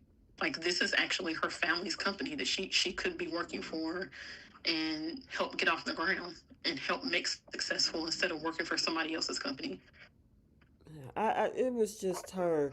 And I mean, as Katie continuously tried to repeat herself about this is my name and remember all of the things that you talking about that helped you get where you are, it was me as PR putting you out there and all this old kind of stuff. Yeah. And but then she kept going back, but Logan is my name. That's my name. And I'm like, that's all of y'all name. I don't. Yeah. Yeah, you would think Katie was trying to name the line Brooke. Right. Okay. Brooke Logan.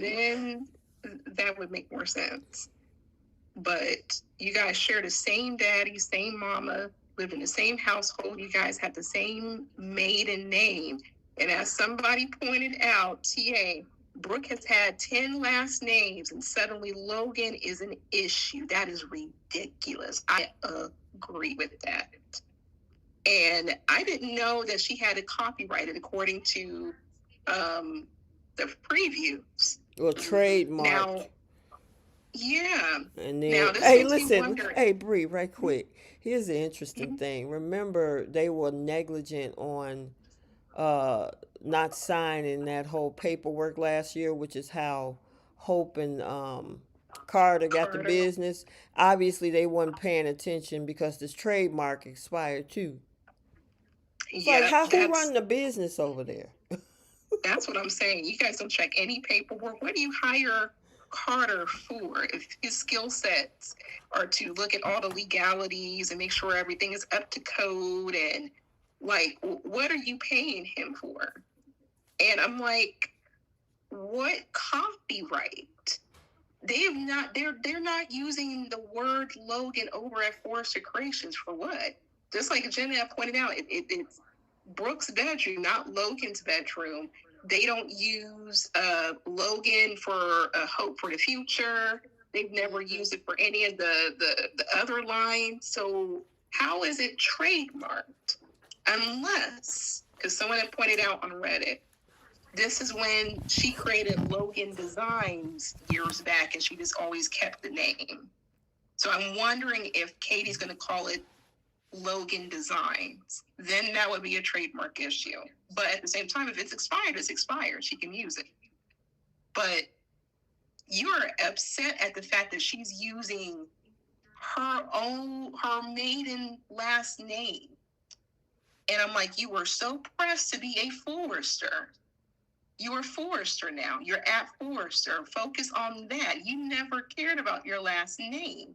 And on top of that, she covered up a lot of stuff for you because you tarnished your own name by yourself with all of the scandals. So why would she want to piggyback and sponge off of that name? Yeah, that Which whole is thing. what I wish Katie would have said. This is gonna get interesting. I mean, honestly, this kind of like, oh, cause for a while we were looking at Bold and the Beautiful, like, what are y'all doing over there? Yeah.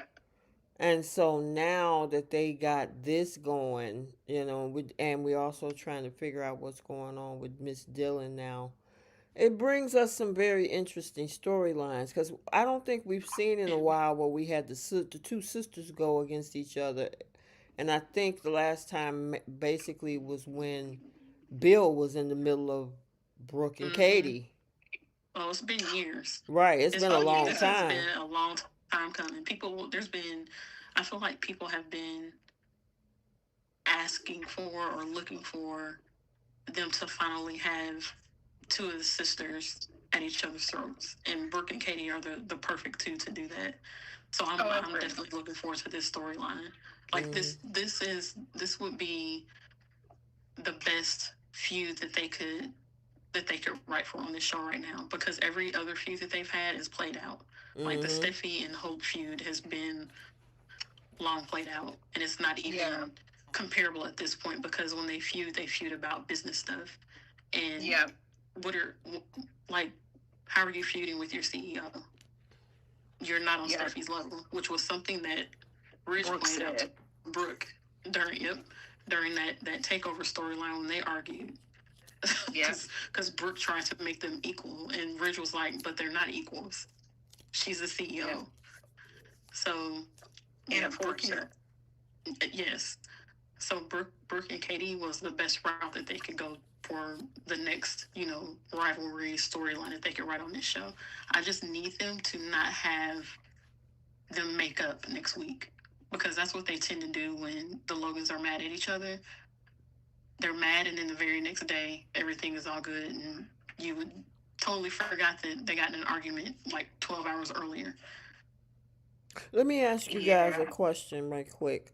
Do you think with them introducing a second fashion house, do you think this is for the long haul, or is Katie at some point it's not sustainable?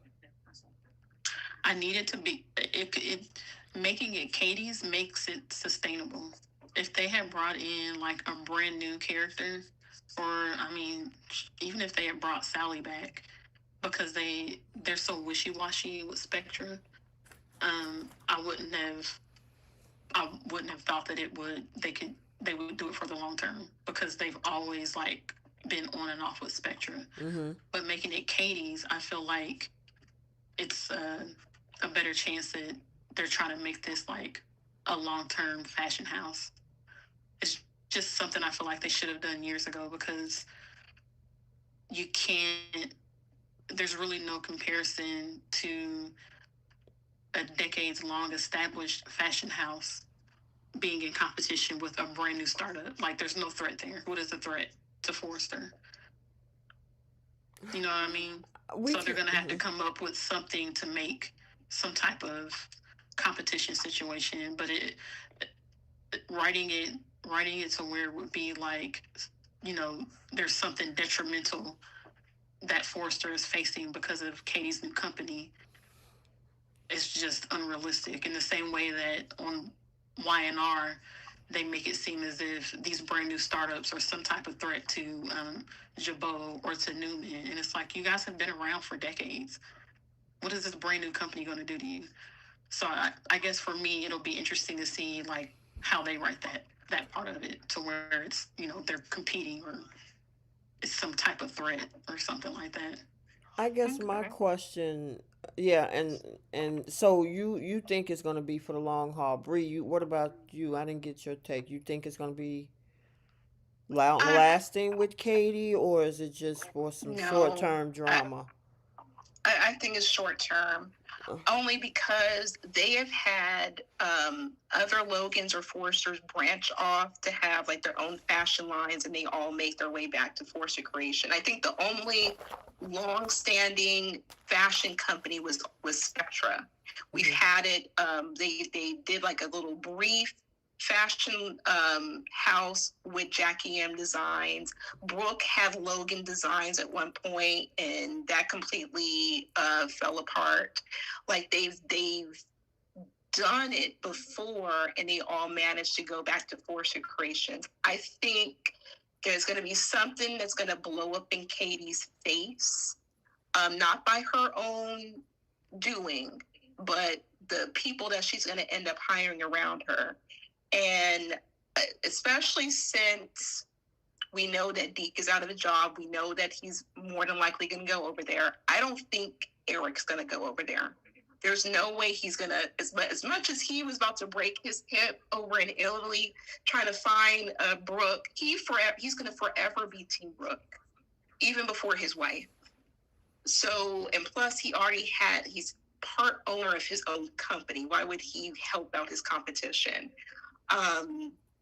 because even if he's retired, that's still his company. I also don't think that Hope is going to go over there either, because she's not going to side against her mother. If anything, she's probably going to go against Katie with this, but she'll be happy for her brother being able to land a job and get a job. Um, so it is really just depends on how they write this, because I don't mind the feud between Brooke and Katie, because it really is a long time coming, because another last name that Brooke had was Spencer when she took her man. So I want them to bring up the history, especially with her covering up stuff for Brooke whenever Brooke was trying to go after somebody's man. I want all that soapy drama. But do I think the fashion house is going to be around for a while? I'll give it a year. Okay. Nothing longer than that. A year. Okay. Yeah. Yeah, I'm not Yeah, in sure Destiny because Designs, they did have that. Yeah. yeah, and that's the thing. I mean, it would be nice, but I just one of the things that we talked about last week on whether or not Katie was the one to put in the storyline, because yes, she was PR. Now maybe they're trying to make her the underdog in this storyline, to say, yeah, just because she is a PR person doesn't mean that she can actually run a fashion house. So I don't know. I would like Keisha thinking it should be something long term, but I don't know. It just seemed like all roads always lead back to Forrester. Yeah, I Yeah. mean, I'm not saying that it's going to be. That's what I want, Mhm. because that's what this show has been missing for years, and it Oh, to I me it would be agree. silly of them to not uh, go ahead and establish another fashion house. I just wish it was with CJ. I do too. Reprising his mother's company and bringing on Amber, like, especially since Deke is on the scene, he needs to see the woman who raised him. Um, like, there's like no mention of Amber at all. I find that crazy, but that would have been better. And then eventually we could have had Sally move over to work with the Spectra family. Like I said, I feel like the stuff with Katie's gonna be very short term, and they keep going back to, oh, she was CEO of Forrester at one point. That was due to Bill, and how long ago was that? And she only was CEO for a couple of months until Steffi was able to blackmail the situation and get her out that seat. Right. So, I mean, I don't know if she can hang her hat on that. Her skill set is PR, so she can market like crazy, but as far as having an eye for talent to, you know, create a niche to where suppliers and buyers trust you over Forrester, Mhm. this is going to be very short term, in my opinion. Right. I don't know. And I hate that because we need something extra. Right now, Mm-hmm. the Foresters have been the constant on the show, because even though Spencer is there, how many times have we seen Bill or Don Diamond without a storyline, and we'll never hardly see them? And it's just all Right. about Forrester and the drama that goes there. The reason that we got so many different moving pieces, I guess, in some cases on Y&R, because we got Jabot, we got Winters, we got Newman Enterprises, and then any other pop up companies that come in there, like what Kane tried to do, or when we had that other guy that Victoria was married to. What was his name? The one Oh, that Ashland Locke. Ashland Locke, when he had his business thing going on. But there's three foundational companies there. Yeah. The Winters, the Newmans, and the Abbotts. And Their it company. was at some point Chancellor, Chancellor. right, until that whole thing kind of merged into the Winters because of Devon. But the Chancellors was another family in that, a legacy family in that town over at Bold and the Beautiful. It's just all about the Foresters. Foresters. And they don't even mention they mentioned the Spectra thing, and this is why I think that someone's about to steal or try to replicate Eric's designs, because Eric and Rich had a conversation.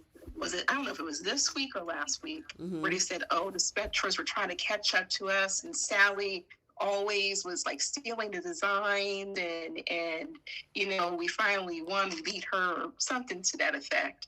And I find it interesting that they bring that up, and it makes me wonder if they're going to write it to where it happens to Eric again, um, where he would put out work that's not going to be seen to the world, but someone steals and replicates that, um, because that would actually give some sort of nostalgia to how the show always like had like their seasons early on before. Like I would be here for it because they're missing that element. Mm-hmm. Um, and I just want to point out that Darlene Coonley, who plays Sally Spectra, her is almost 20 years, and 2027 will mark 20 years since her passing. How great would it have been to bring CJ, Amber, to bring Clark Garrison, to bring the whole family back to be the rival company again? Bring Sally Jr., get her from YNR and bring her back over here. Like there's so many missed opportunities, let me say that, with Right. the writing. But oh well. Yeah. But anyway, yeah, going back to this whole thing, I guess we'll get to see, first of all, how this whole battle is going to go between Spencer and Forrester, and of course the two Logan sisters, and whether or not this is going to, well, first of all, look like Katie might win this whole trademark thing, especially with Liam and how excited he was that, that Logan name is available. And then it looks like, Forrester didn't do their due diligence once again to make sure that everything was up to date. And, nothing was, what they call it, expired. Yeah, I'm like, Reg, you running your mouth, but you can't run your company the proper way. To me, that's Carter's job. You were so busy trying to help Hope get her company back, but you couldn't keep up with, expiration dates on trademarks and Mm-hmm. copyrights and things. Contracts. Right. Yep. Mm. You know. But Is that's not a business thing though? Was that not just something personal to Ridge and Brooke? What, the trademark? The trademark of the Logan name? See, that's the thing. I guess we'll get more into next. We'll see a lot because that yeah, was on the promo. So we'll see more yeah. of what they actually missed the mark on. What trademark was it? Was it, somebody mentioned something about belief? Was that under Brooke or whatever? I don't know, under Logan or whatever. So I guess we'll It was find Brooke out. Logan Forrester. Mm-hmm. I have a feeling that they're going to say it was some type of gift or something that Ridge gave to Brooke one year for Christmas or anniversary or birthday or something like that. Something goofy, not necessarily Yeah. Forrester Creations related. Yeah, and I gotta agree with part of that whole thing, because I mean, first of all, like you said, Bree, he shouldn't even open his mouth talking about, I call her my Logan. That doesn't have anything to do with the fact that you can use that name or not. Right. And like she said, as I think Katie said on next week's promo, she was like, "That's a pet name he gave you. What are you talking about?" It would be Mm-hmm. hilarious if Bill started calling Katie Logan Oh, I would love that. just to be petty. Mm-hmm. Yes. Oh, she married the one of the pettiest men in daytime, but he's not the pettiest. But I'm glad that Bill is in her corner, because he's not going to put up with Rich or Brooke like that. Mm-mm. Like, no. Mm-mm. And Brooke is so ridiculous. All the Botox popped out of your face, girl, because your sister wants to use her last name that she shares the same way you and Donna share it. Yeah, that whole thing was crazy. And we see which side Donna picked, right? Yeah, I saw that. Yeah, she's like, well, maybe we can go back to the drawing board and, nothing's solidified just yet. I'm like, okay, shouldn't you be just as offended Right. as Katie? Because that is technically your maiden name, too. Girl, she married to Eric freaking Forrester. She thinks that I don't care about that. I got one of the richest men. That girl, she jumped on that side with Brooke and them so quick. I'm like, wait a minute. You was just so supportive and cheering your sister on, and then you gonna tell her to go back to the drawing board and come up with something else. Yeah, that was so disrespectful. And I'm like, you've been Donna Logan forever. It took you 2 years before you can get back with Eric. Right. So you had that Logan last name probably longer than either of your sisters. You should be just as offended as Katie that Brooke is saying no one can use a Logan last name. But we see who she sided with. Girl. And I Same way guess what? with So I mean, and Hope is her last name is Logan too. I mean, before she married Liam, they call her Hope mm-hmm. Logan. Yep. I mean, plenty of people have that last name. She doesn't own the name. Mm-mm. And that's just like, it's like me claiming like my last name is my name. No, that's crazy. That's absolutely ridiculous. I can see if it was Brooke Logan, then yeah, that makes perfect sense. But it's y'all's maiden name. You guys share the same daddy, same mama, grew up in the same household. Y'all call yourselves the Logan sisters. But all of a sudden, your sister can't use the Logan last name. That don't make any sense. Girl, yeah. How many times and it's that it's her sister. Right. Like this isn't Amber coming to town trying to take the last name. Right. And the crazy thing is that when a crisis is together, we Logans stick together and we support each other. Now all of a sudden she ain't a Logan.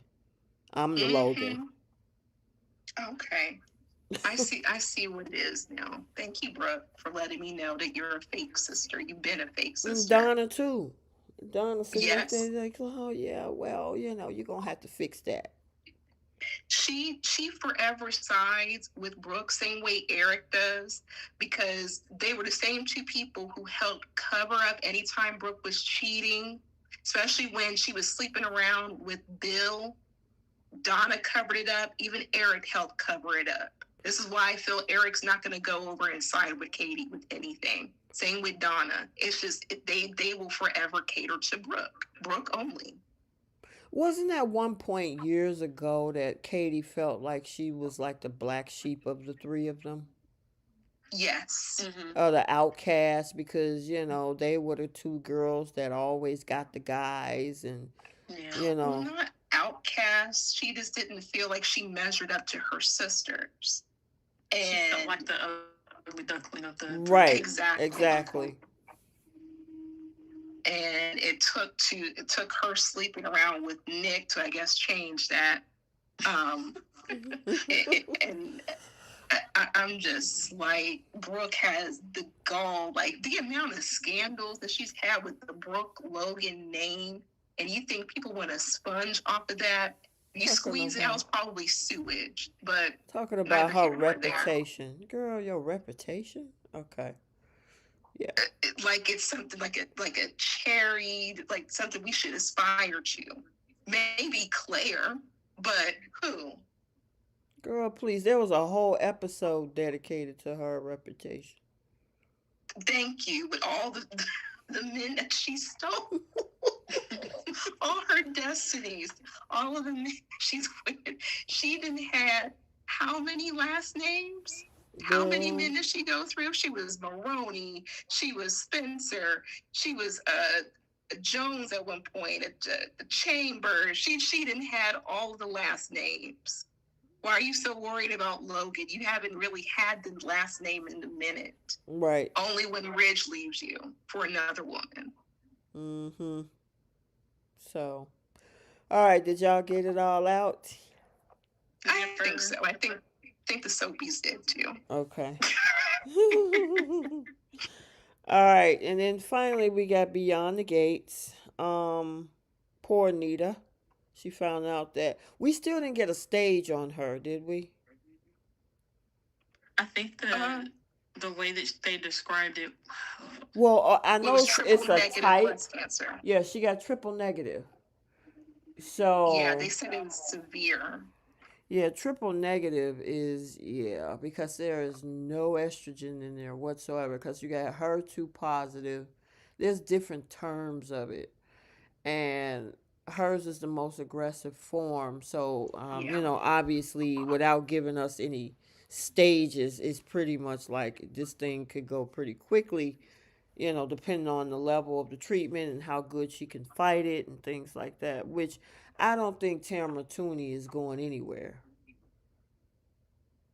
Oh no, oh absolutely. no, yeah, we're, and I think that's why we can kind of enjoy this story without worrying about, man, are they really getting rid of her? Because we're in the first year of the show, first of all, and Mm-hmm. she's the matriarch. There's no way that they were only planning on keeping her around for a year and then letting her go. So my thought has just been on the performances that we're about to get from her, like the emotional performances from her and from Clifton Davis, and then Carla and Daphne. Mm-hmm. What they're going to go through as well, seeing their mom go through all of this, um, and then the grandkids, but mainly Tamara and Clifton are, they're about to, I feel like, give us a master class in dramatic acting. Oh, absolutely. The Yeah. core four, the Carla, Daphne, Clifton, and Tamra. Like I cried at the end of the episode where Vernon was looking at the picture of Anita, because you can tell that broke this man's heart, that his wife had to go through that fight, and then she was tearing up. Oh, that got to me. That really did, because the cancer is such a scary thing, and Mm-hmm. you can tell he loves that woman. Mm-hmm. And they're being very responsible with how they're telling it too. Like they actually they're giving us a medical storyline where they're telling us exactly what she has, and then like the information that the doctor was telling her, like giving us a scene where the doctor is explaining to her, um, like what she needs to do, like what the next steps are. Telling her, going so far as to telling her that this is more prevalent in Black women than other races. Like all of that detail is so nice because it's also informational to the viewers that are watching. I love the fact that it was so simple, but the doctor's like, look, this is going to be a lot to explain, and I'm sure you want to relay this information to your family. Go ahead and put me on recording so you can always play this back. So if there's anything you have or you're confused about, you can always reach out to me, but you can have this recording on hand. Right. Not a lot of us even think about that. Yeah. That was so smart, because in the way that they're helping viewers get educated, and on top of that, sometimes information gets lost in translation. Simple as, hey, record me so we can you can use this for your family. So if they want to hear about the stuff I'm going to share with you, you can always relay back to the information. I love that. I think that's the best way to do that because of the fact that when you're in that moment and you first hear that diagnosis, it the doctor talking about those different things, it become want because of the fact that you're stuck in I got cancer. Yeah. And your And mind they kind is of, go ahead. I was going to say, they kind of played that out, didn't they? Because Yeah. they kind of like zoom in on Tamara, and like the doctor's voice was kind of drowned out because you could just see her staring off into space. Yeah. Mhm. So it would have been because if after you got home and you trying to explain that to your significant other or your family or what or your friends, you're not going to remember what was said in that exact moment when that diagnosis hit you in the face. Mm-hmm. Nope. Yeah, that was, and the fact that she is always thinking of her family. She put herself in the back burner and said, like, I want to make sure this is the best Christmas. I don't want to tell the kids because I don't want to ruin their holidays. I don't want them hovering over me. I know, like, when it came to my mom, she was thinking the same thing until like towards the end of her getting her treatments and stuff. But Mm-hmm. this was just so amazing, the way that it was written, the way everything is laid out, and they're trying to get these last minute scenes in so they can really beef up the Emmy nominations for next year. And they're going to really wear us out with these nominations. Everyone is doing a stellar job, but this was a great storyline. Yep, I agree. I'm I also glad that they. Sorry, No, go ahead, Keith. I was just gonna say I'm also glad that they didn't drag out her keeping this a secret from everybody. I love that as soon as she found out, she pretty much went home and let Vernon know.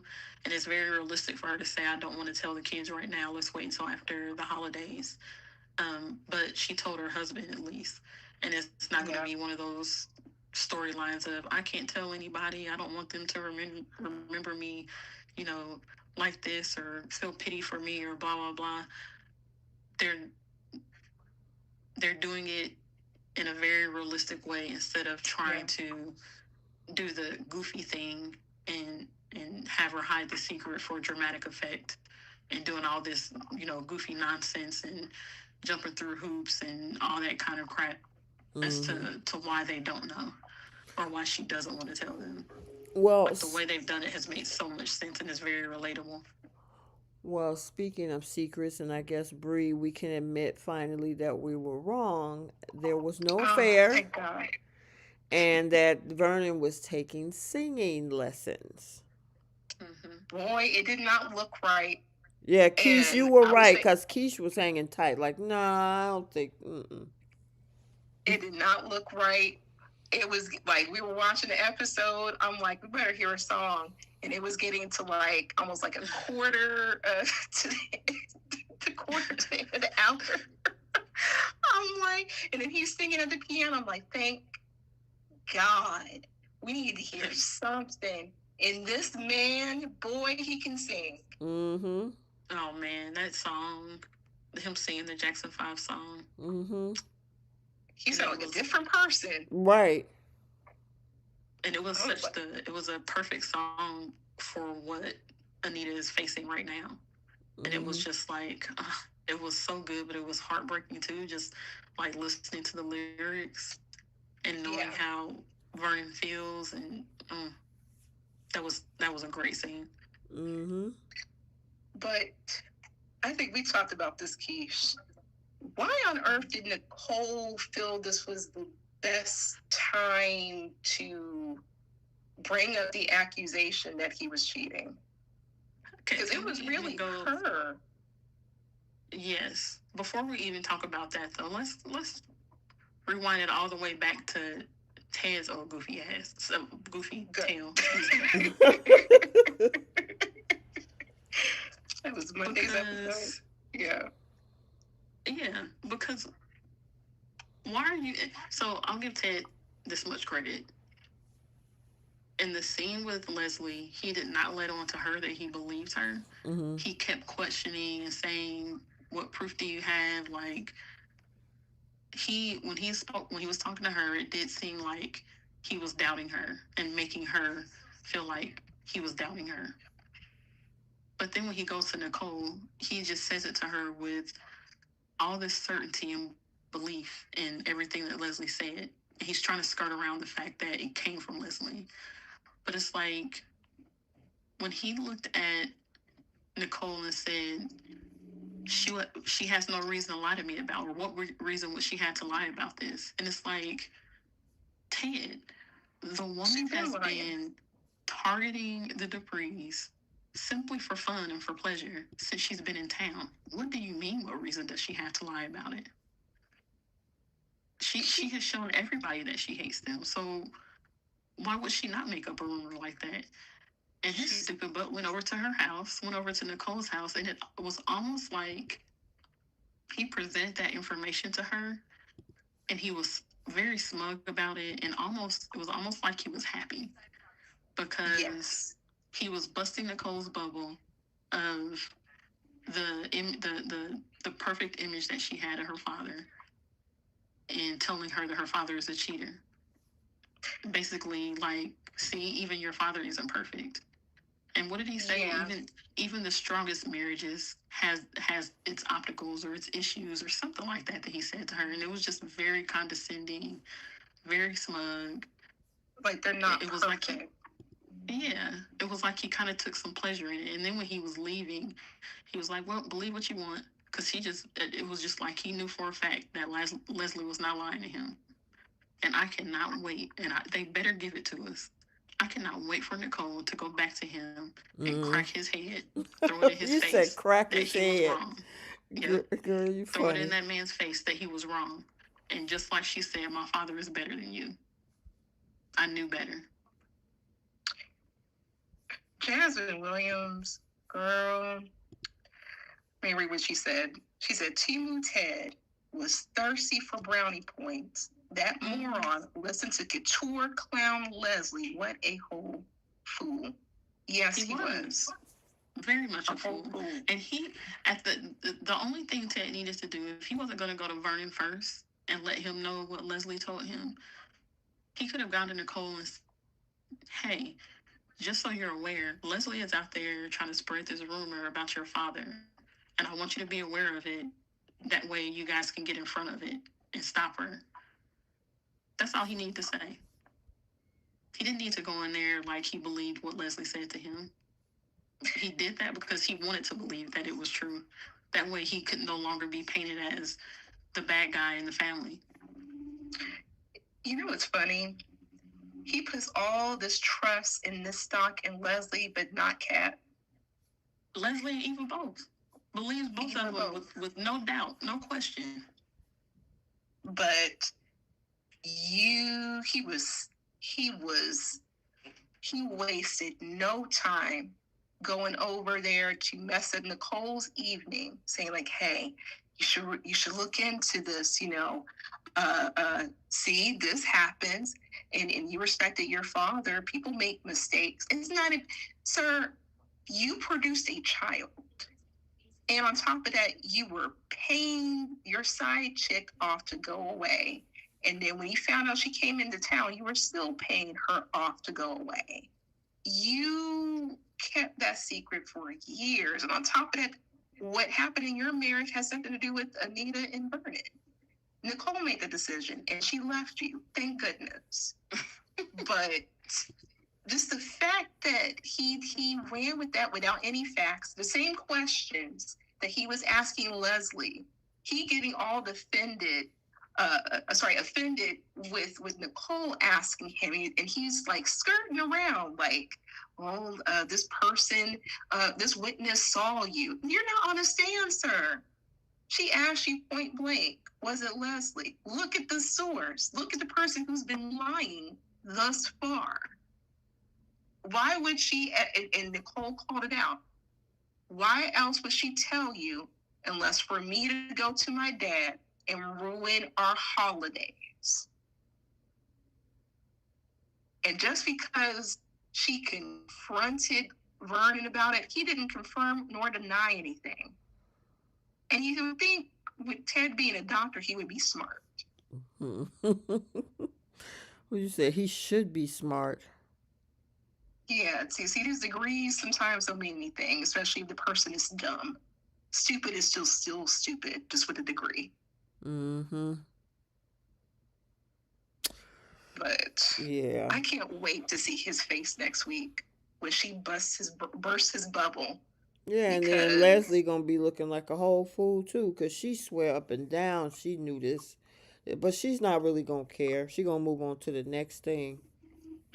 Another married man. Yeah.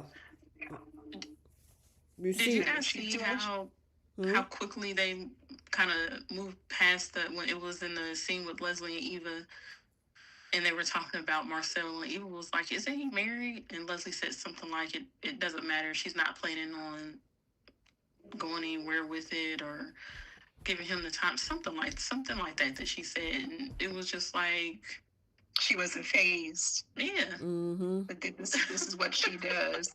And didn't she say a couple months back that she was sleeping with Peach's husband too? Oh, she said that? Yes, she did. When Peach She first came to town. Oh, dang. Yeah, they had a falling out because Leslie was sleeping with her husband. Peaches took her in. That wasn't her real daughter. Right. She took her in and she was sleeping with her husband. And Leslie just brushed it off like, well, he wasn't a good man anyway. Aren't you glad that you find out sooner rather than later? This is what she does. She loves a man that's not hers. It was just the nonchalant way that Eva, it didn't bother Eva. And it's like, this is, do you not see the pattern here? Yeah, and she's trying to cross train her daughter to steal other people's men. Mm-hmm. Yep. Mm. What else do we have? Professional side chick. Girl, that's all she. I don't know. Maybe she likes the drama that comes with it or something, girl. Cause she always like being up under somebody's husband. Yeah. Um, we had the. I thought it was a nice scene where they had the Christmas scene over at Martin and Smitty's house when they had June and then her sister showed up. Yeah, I love that scene. That was so cool. They really did a good because at first, Smitty wasn't so sold on having the kids have some sort of a connection until obviously Samantha has been the one pushing this. Tyrell was still kind of against it, and then now they're kind of gelling. They actually it puts June with her kids, but it also repairs the relationship between her and her sister. Yeah, because she really missed those kids. Like I loved how this is a great storyline for the whole family. I love Smitty, Martin, and the kids, and I love the fact that they're incorporating June. This was so beautifully written. Her whole storyline coming from off the streets and why she had to give up her kids, and then everything just comes full circle where she's a part of the family. I love this. Yep. I thought that was really nice. Um, we had another scene between Haley and your boy Joey, and then there's another scene between Joey and Vanessa and her son.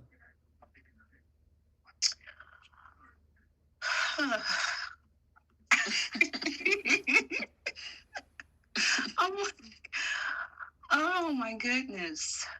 I had to give kudos to Joey. He's probably the only one who's being realistic about all of this. I'm like, why are you asking your son how your daughter is doing? You don't check up on your kids? Yeah, well, that situation is not Toxic. make her look good. Like, why is Joey trying to make sense of this? And I was surprised that Darnell was like, hey, seems like you're already moving on with him. I'm okay with that. So, I mean, it kind of takes the pressure off of her because how is she going to explain that she moved Joey in 2 or 3 weeks after their daddy passed? Mm-hmm.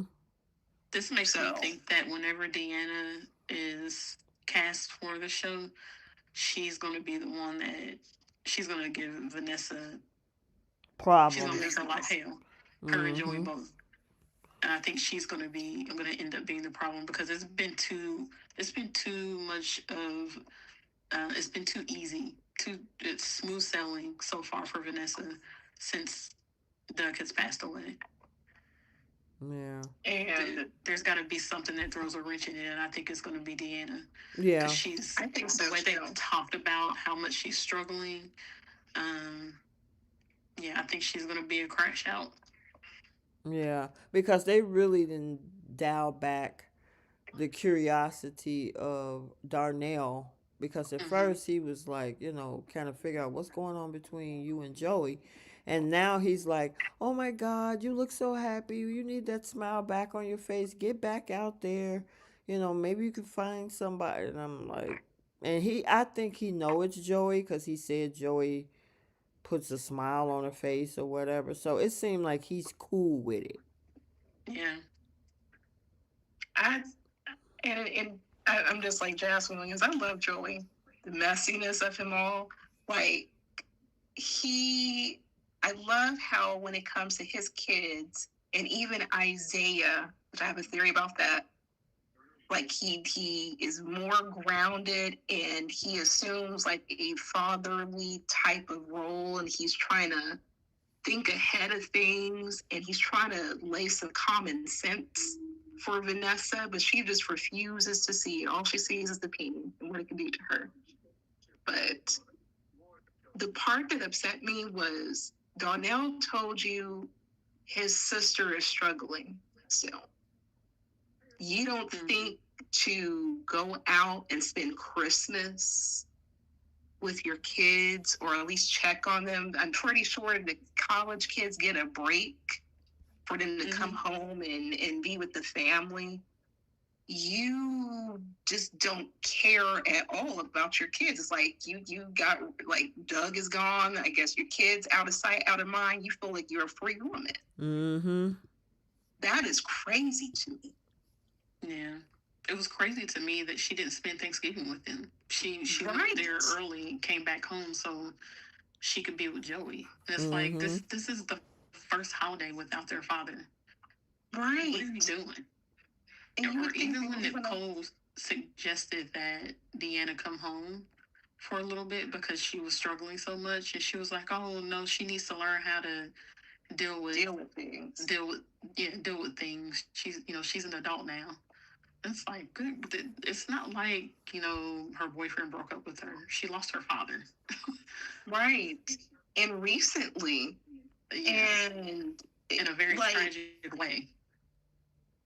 and you would think that she would want to have her babies close to her at a time like this. Right. And especially to help her grieve. She barely grieved. And the thing is, she's been very vocal and very honest, like, hey, we were roommates practically. I have love for the person, but I was never in love with that man. Mm.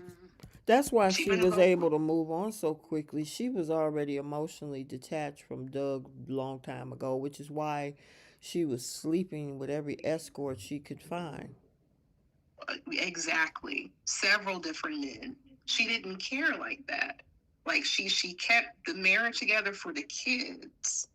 And it's like now that he's gone, she's acting a whole fool. She's moving this man in a couple of weeks, and then she getting all hot and bothered and giddy with this man saying he loves her, kissing her in public, and now she wants all the wifely responsibilities and everything that comes with the role. And he was like, "Look, you just buried your husband. Right.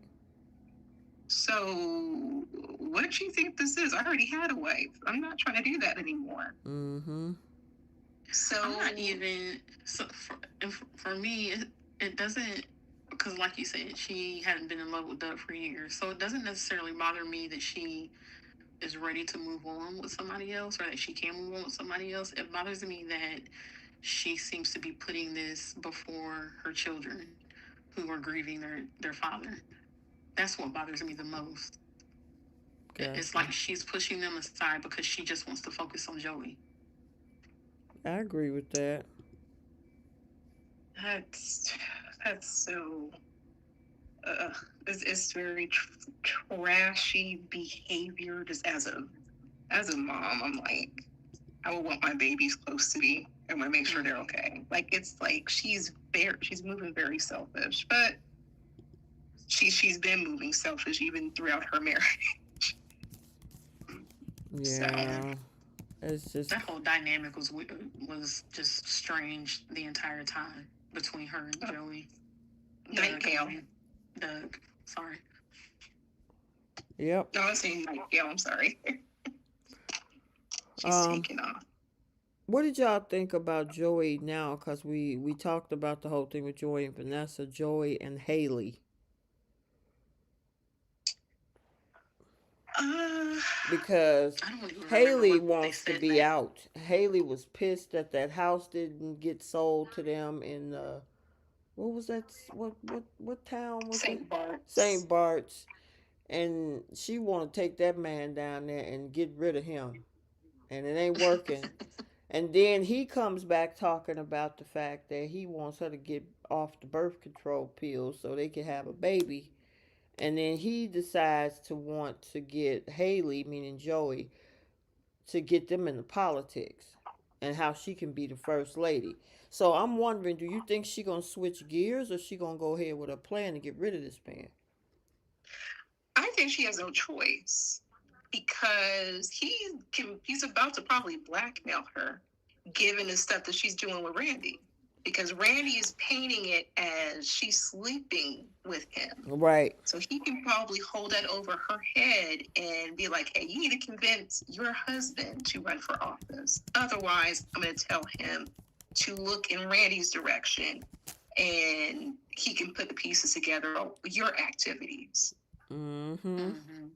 And she Yeah, I gonna be figured they were gonna have stuck. to do something. Yeah, she's gonna and she'll be stuck because now she can't say, "Oh no, we're not sleeping together. I'm meeting him for another purpose." So now she got to carry on the lie that he told. Mm-hmm. They Yeah. were gonna have to do something to pivot her from trying to unalive Bill, because once once she's exposed for being a scammer, it's like, what else can we do with her? Because she's not connected to anybody else in that circle. Except, yeah, except for Isaiah. But like, She's not even technically connected to him because they're not in a relationship. true. Is she still poisoning Bill? She poured some poison in that alcohol. Did you remember you saw that? Mm-hmm. Oh, yeah, yeah, yeah. That was Monday, right? Monday or Yeah. Tuesday. Mm-hmm. And he didn't drink that. No. I think that he knows something's up. Um, Especially since Lynette just randomly comes into town. So something's off. But it's in regards to Joey and Haley, I think he about to blackmail her and use her to get to Bill and say, hey, you need to run for office. He'll listen to Haley. He's not going to listen to Joey, but he'll listen to Haley, Mm-hmm. especially if she's trying to cover her tracks. Mm-hmm. Mm-hmm. Yep. We shall see. We shall see. We had this cute little thing that what's that boy name? Jacob tried to do with taking his wife on a surprise trip, but he used that little spraying blue monkey. Mm-hmm. And I Oh, mean, she made me so mad. yeah, she was mad talking about we're not speaking to each other. I'm like, what now, Naomi? Yeah. I thought they were good. They were in the hotel getting busy last week. So what changed now? She Now, just Like, geez. people call Kat spoiled and irrational. Naomi is way worse than that. Way worse than what people are saying that Kat is. Like, I she agree. blows up at every little thing that Jacob does that upsets her or that she doesn't agree with. She blows up at him. They're not speaking. Like, the way He that she can't was win. going off when she walked in, the way she was going off about it when she walked in Danny's house, you would have thought something serious happened. right. He That's what I can't thought. win. I'm like, poor baby. Please move him on to a side chick or something. She is really insufferable. It's Yeah. like, what are you mad at? He tries to relate to you. It's a problem. He tries to make things up to you. It's a problem. He gives you space. It's a problem. Girl, you are just problematic. It's you. Yep. So I don't know if you get that from your mother, given it as Danny Dupree, but this man is he's done nothing wrong. Yeah, she's annoying. She's annoying, and only for him to kind of finally break it down that I'm taking you on a trip to Mexico. Now her face lit up like a Christmas tree. God, it took that trip back so fast. Right. Like, you're not going anywhere. Oh man, girl, I was like, nah, don't take that girl nowhere. She needs to stay Right. home and get her life together. Get your thoughts get your thoughts together. Something. She is I the think worst. she's not going to forgive him for wanting to have kids. That's what I think it is. She's going to find, and the thing is, they're in therapy, so Mm-hmm. you would have thought it should be helping things, but I guess not. But I think the fact that he felt some kind of way about having children, I don't think she forgives him for that, because But this has been Naomi since the beginning of this show. The way she responds to things that she doesn't agree with or doesn't like. She's been doing this since day one, week one. I, I feel like she mistreats Jacob worse far than Haley at this point. And it's so terrible. I can see if he was a trash individual. He's loving on her. He put his feelings to the side for her. He really is trying to pour himself into therapy. He's really trying to make things work. But at this point, I'm like, can we get him a side chick? Can we get a new woman for him to be with? Because I don't even want him to be with Naomi anymore. I don't want him to be a cheater though. They just It's need too many girls, so many cheaters on that show. Yeah, he don't. Oh yeah, it doesn't have to be a cheater. I just want him to walk away with his dignity, because she's not respecting him. Like, even with the stuff that came out with Ashley and Derek, she held him under the fire, and it wasn't even his business. Right. They have the same friend. He just kept a secret for his friend, same way she did for Ashley.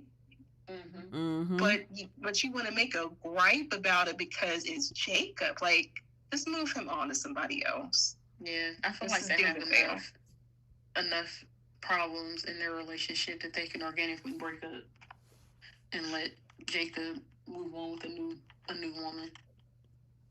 I'm my fingers crossed. I just want better for him. He's a good guy.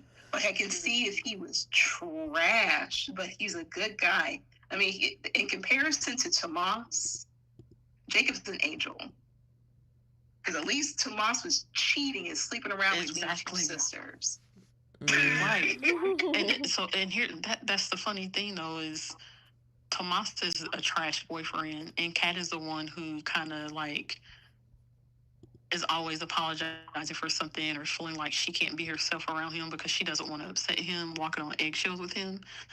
And that, I feel like that's how Naomi and Jacob's dynamic is, where it's Jacob is the one who has to walk on eggshells with Naomi because she's so judgmental and so like always disapproving of something.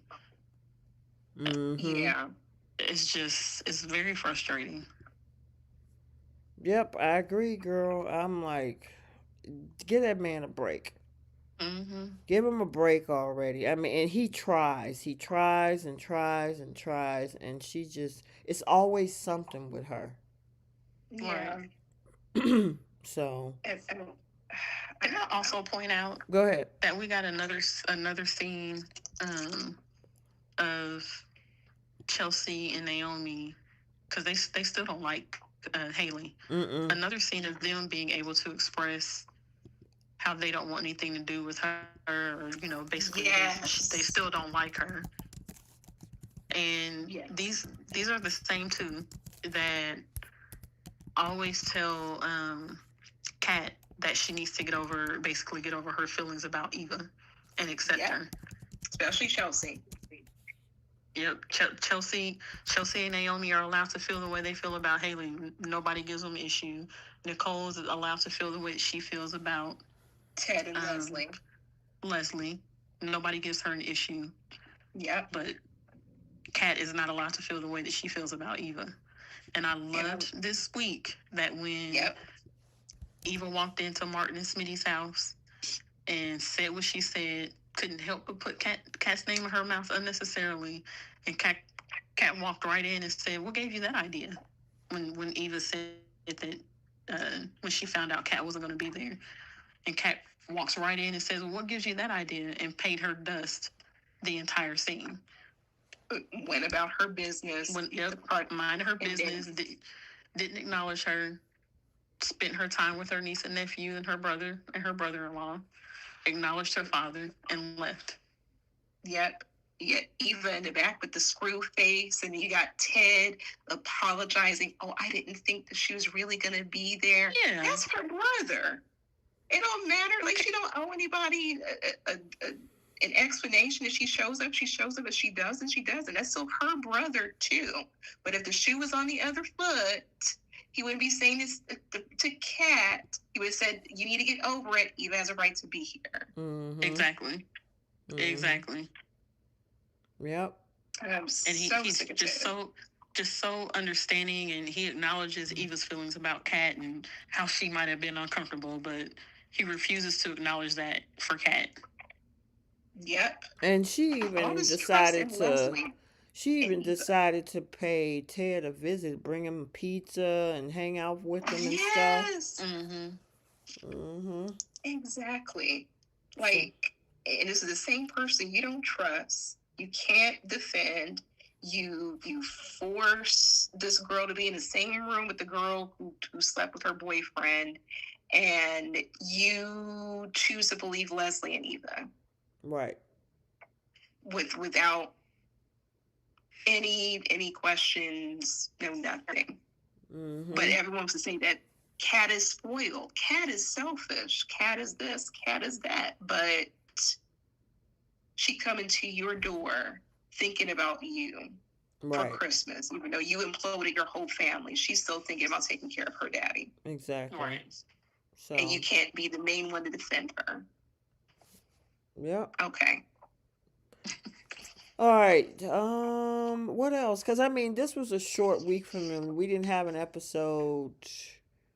Well, we only had 3 episodes with them this week, right? Right. Yeah. It was just 3. Andre and Danny had a cute moment where they gave each other like snow globes. Yeah, that was nice.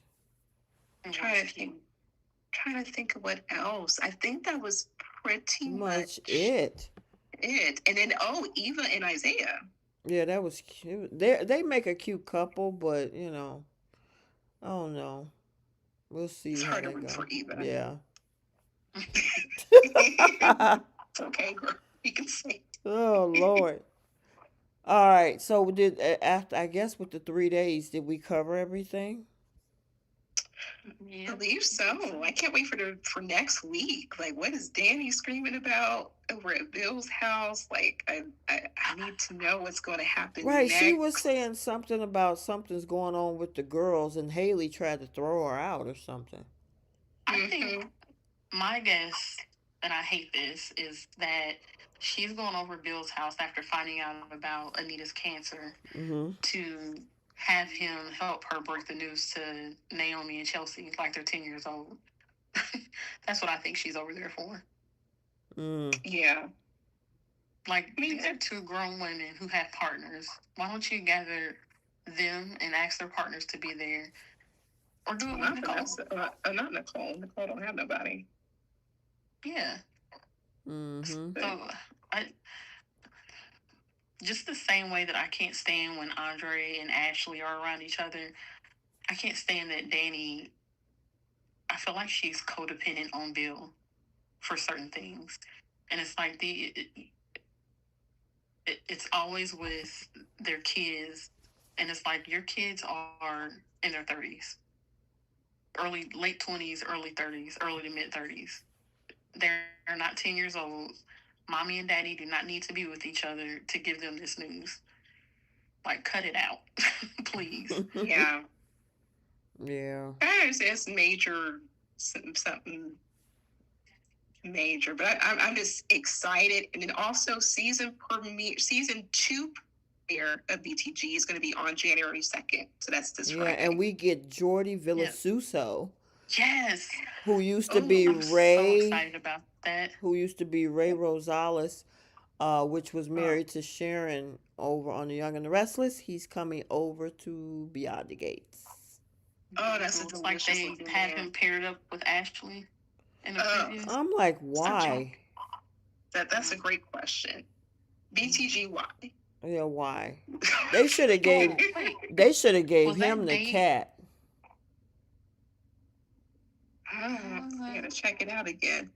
It But looks, he's, he's a lot older than her, right? I guess that doesn't. yeah, but The way he's they Was got, I mean, you got older women and older men with younger men and younger women. So oh yeah, yeah, that's true. I wonder if they're going to have him um be like connected to. Tomas's relative. Yeah, I'm wondering about that.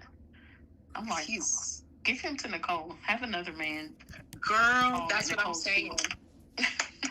That will be hot and spicy. That there we go. I'm so with that. He's a delicious looking man. If no one has seen him on Young and the Restless, especially without his shirt, ooh wee. girl, you so Because I'm Delicious. funny. like, I'm very indifferent about Kyle and Carlton both. Like that, neither one of them. The chemistry is fine between her and each one of them, but it's not like one Fiery. is more overwhelming than the other. It's just kind of like whoever she ends up with, cool. I'm not like really stuck on her being with either one of them. So if they threw whatever the character that Jordy is playing, his name is going to be in the mix, I'd be fine with that too. Like I want Ted to watch all these men Yep. like grovel and beg to be with Nicole. I want him to watch that happen. Yep. I'd be so here for that. But I will say when it comes to like Nicole and like Carlton, I think T we talked about this. Mm-hmm. They're both kind of dry Yeah. in a way. So they you know, Nicole's the type of person who needs spicy, who needs a man Yes. who's fiery, you know, that's going to, you know, create some excitement. Yeah. The way that she was more, I feel like she was more open to Kyle than she's ever been to Carlton. But I do agree, get the guy, get Jordy over there, over there with Daphne. I think they would have really hot, fun scenes. Like I don't know, something that would definitely give Ted a run for his money. Wasn't But- his the date, the Carlton and Nicole's date, was that this week or was that last week? Well, I think that was last The week, wasn't picnic it? thing, Oh, okay. Yeah. that was last week. Mm-hmm. Yeah. Okay. But she's very robotic with Yeah, she is. Carlton. I like, She's robotic And in it's general, not- honestly. it's nothing wrong with like the actors. It's just like I feel like the characters just need something just as, you know, someone fiery. You know, that's what she needs because she's very wound up and uptight. She just is. Mhm. And you need someone to help loosen them feathers. That's why she could have benefited with being, you know, hooking up with the younger guy, personally. Yeah. But we'll see what happens for season 2. We're happy Jordy, you know, is coming on, but it's fine. Mhm. So we'll see how that's I'm gonna. still salty about play the out. way they wrote him off of Y&R. Right. He just had a heart attack driving. And we never saw him again. Right. Never saw him. And look, No they funeral. right. Remember when Sharon and all them walked out the door, and then after the commercial, they walked right back in the door. Mm-hmm. Yep. And then they laid him to rest in Miami. I'm like, so y'all didn't even bother to. Anyway, that's why in ours goofy storyline Not writing. right. But anyway, he's on Beyond the Gates. You Yep. know, the writing is great. Yep. Yep. I'm Yep. excited for that. All right. Let's move on to our segments. Make sure you guys hit that like button. I know we've been on for almost 3 hours because even though it was a short week in some cases with Y&R and BTG, we still have a lot to talk about because Friday really kicked in like crazy. So we definitely had a lot to talk about. All right, so we're gonna do our flip the script segment, and for Y&R, what y'all flipping? I would have loved for Diane to be a fly on the wall when Jack told Billy that his relationship with Nikki is just as meaningful as the one that she has with Victor. Yeah, that's stupid. That was foolish. Foolish, foolish, foolish. My flip is I wish that Jack and Diane found out somehow that Michael was the one that started this inferno. Ooh. So while he's busy talking about, oh, I think about helping you out, I wish they had found that out and just bust him out. Like, wait a minute, you were the one that started this? Yep. Ooh, that's a really good one. Mm-hmm. Yes. Because then would they put their trust in this man? Oh, Right. Lord. All right, and I know, Keish, do you have anything maybe with the Kyle Claire story, or you don't have any flips for Y&R? I don't really have any flips other than just wrap up the Kyle Claire, uh, Audra saga. Yeah, I that whole thing. And I'm gonna mention this right quickly. The look on Claire's face when Kyle said he was done, I was like, you really truly think he was going to continue to stick around for you playing in their faces? Mm-hmm. That was Yep. crazy. All right, what y'all flipping on bold? I would have loved for Donna to flip out when Brooke said, hey, you cannot use the Logan name. I agree with that. Um, Mine would be this whole storyline in general, like the way this rivalry or feud or whatever is going to get started between Brooke and Katie. Mm-hmm. I would have rather it had been over Hope going to Katie with Deke or for Deke, and Katie asking to bring Hope for the Future over because it was her idea. Like that's what I wanted their battle to be over, is the Hope for the Future line. Like Katie suing them for the title or whatever because it was her baby and she wanted at her company. I think that would have been a lot better battle than them battling over the name. Yeah. Okay. And I have an honorary flip. Zende should have been at the family Christmas. Yeah, where was Zende? Maybe he was with his mom or something. Same with Ivy. Oh Yeah, yeah, Ivy wasn't where there. is Ivy? We haven't really seen Ivy in a She minute. just be We didn't see randomly any popping up. Foresters. Right. Interesting. Taylor, um, Oh, I that was the other thing. Where was Taylor? If Steph and them was over at the house with Eric and all of them, what was Taylor doing for Christmas? Exactly. and Lee. And Lee Lee. doesn't have And anybody. Lee.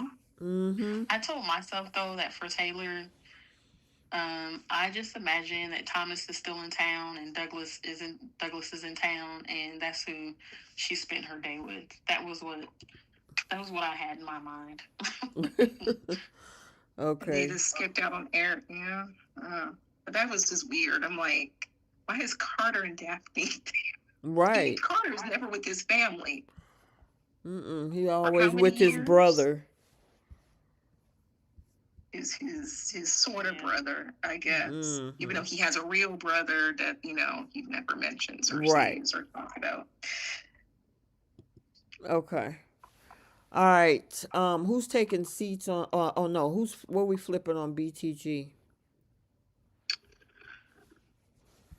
Um, there's really not much I would flip on BTG. Except I would have loved for Nicole, since she was so eager to tell Anita about the accusation. I wanted her to pick up her phone and call Ted while he was in his room and video chat so he can see Vernon playing in the piano and be like, you like lose my number or something. Mm-hmm. Like, this is what you get for listening to Leslie. Yeah. Uh, I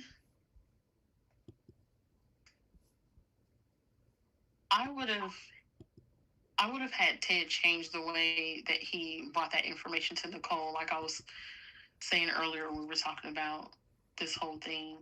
And instead of him coming to her and saying it with such certainty because he believed Leslie, it just would have been him informing her that Leslie is starting rumors and he just wanted to give her a heads up so her and her family could be aware and get ahead of it. Okay. Yeah. Yep. What would be my flip?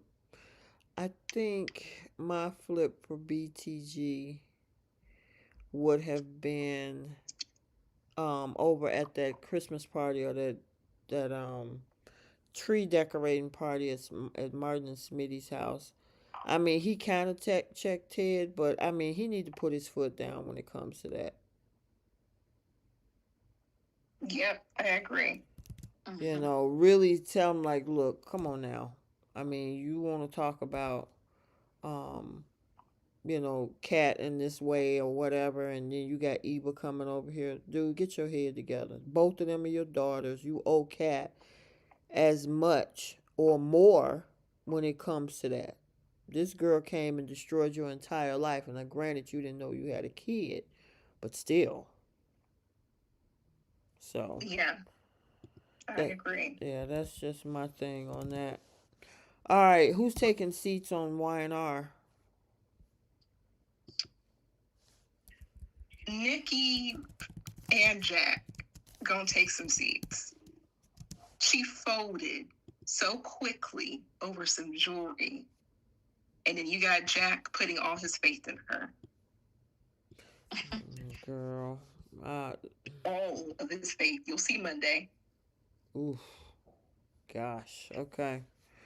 What you got, Keish? Um,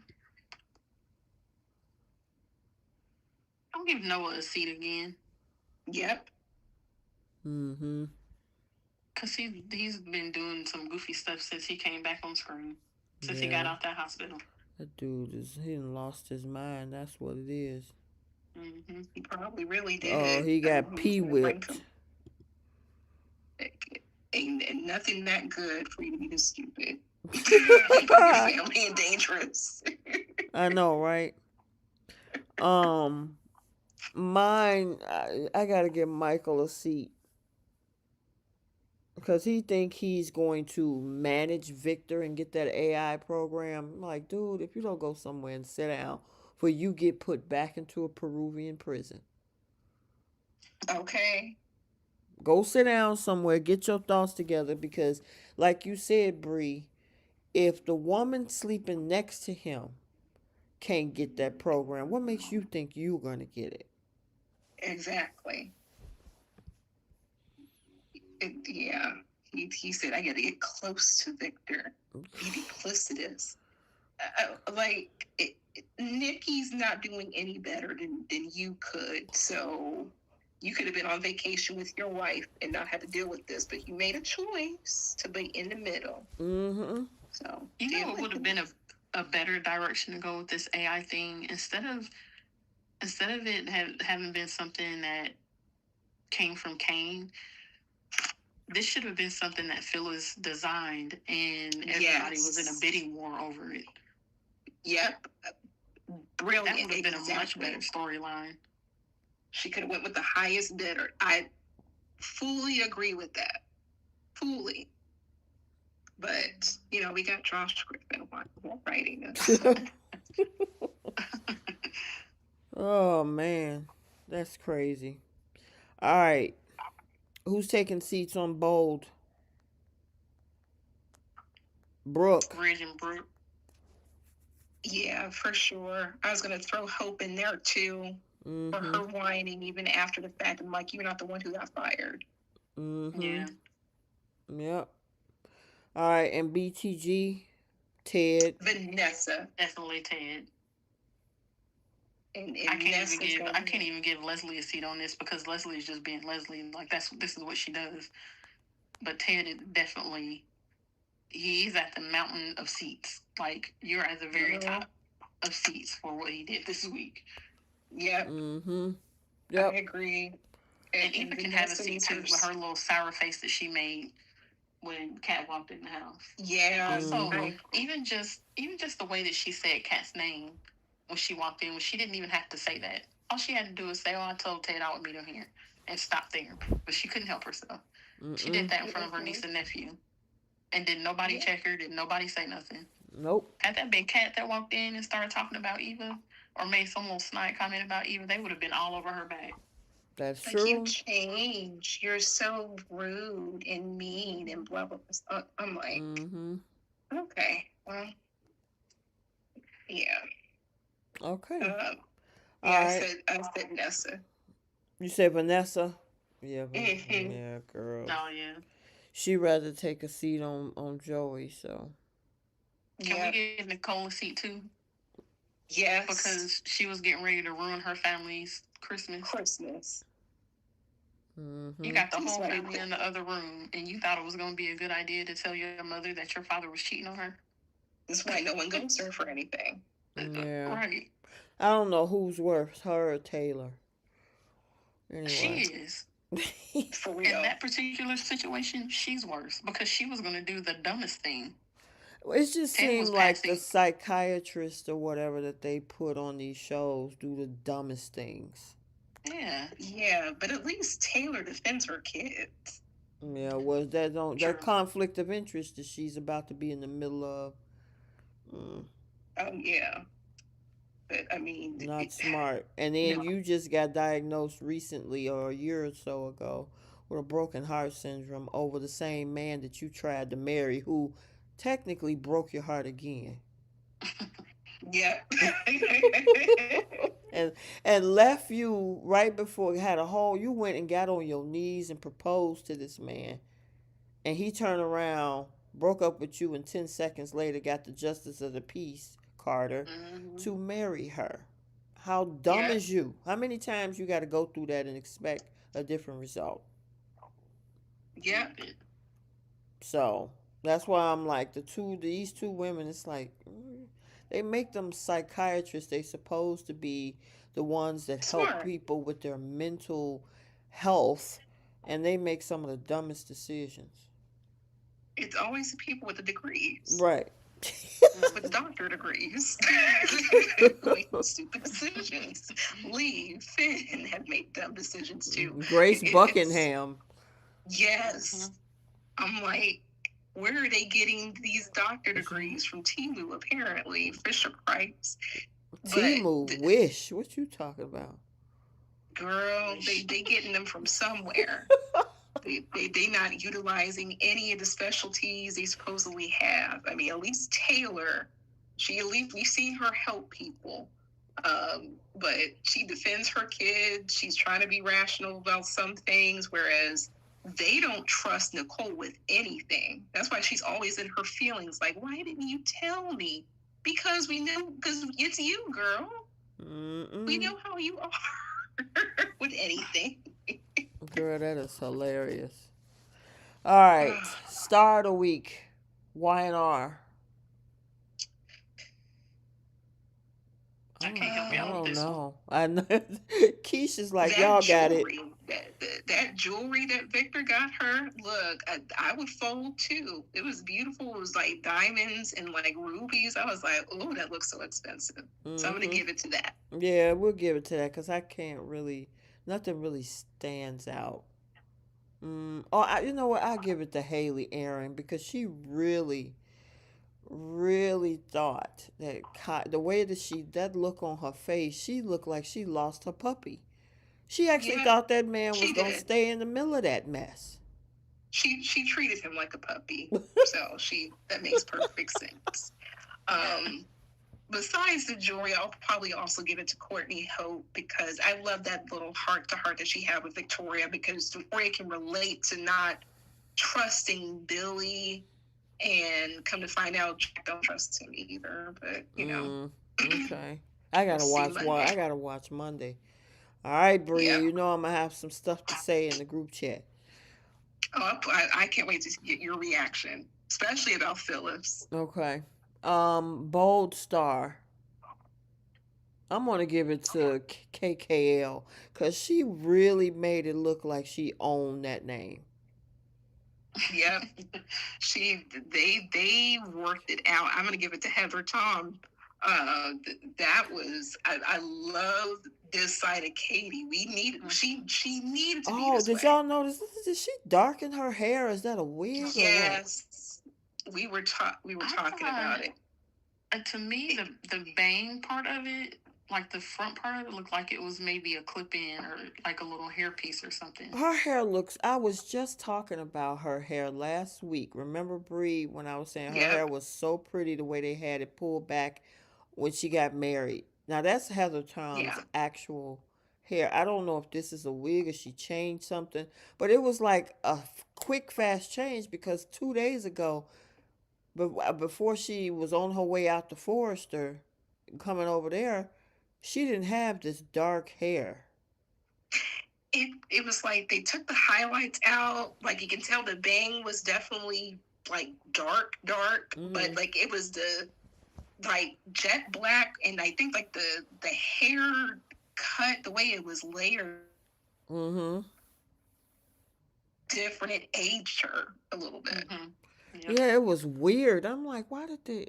The Oh, way it was curled too. I feel like it had it been like bone straight, it may not have Maybe. aged her as much. But yeah, I don't know. I I like Katie with the middle part. mm-hmm. Yeah, I do too. Yeah, I agree. Uh, Did you gave your star right, Keish?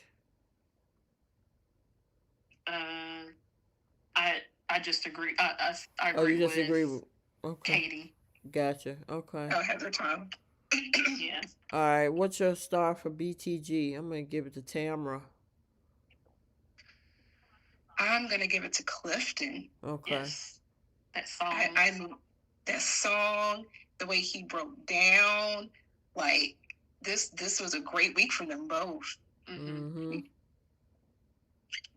Yep, I agree. Okay. All right. Pick a little week. Y and R. I'm gonna give it to Lily Winters. Little wishy washy self. I'm gonna give it to the top left right there, which is Adam, Sally, and Chelsea. Okay.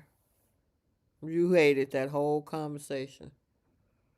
Girl, I'm so sick of Sally crying wolf. I'm so sick of Chelsea crying wolf about I gave up my career. I don't want to do this. Well, you did this, girl. And then you've got Adam, who has become a lapdog, and he's probably the most intelligent out of his whole family. Yeah, I'm gonna throw another one out there, which is Jack, because he's his Mm-hmm. where it lies is just dumb. He's stupid. Yep. You're hoping on Nikki and Phyllis and Nikki No. and wait a minute, Nikki and Michael, Michael.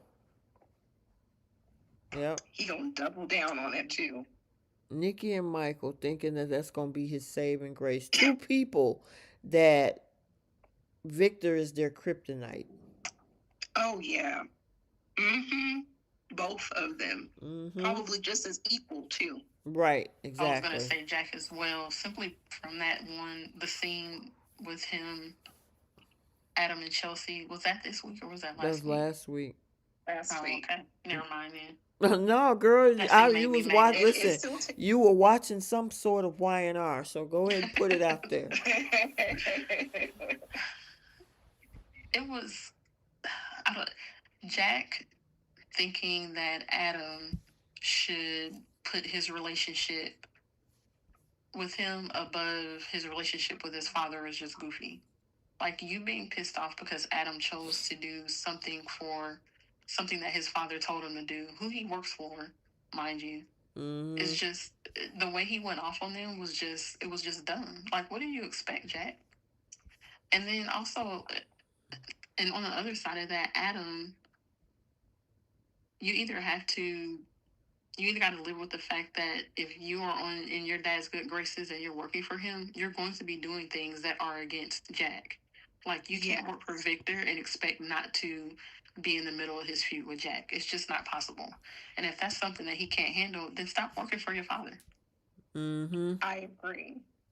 He should have been had his own company. He could pull away and be, have his his own thing.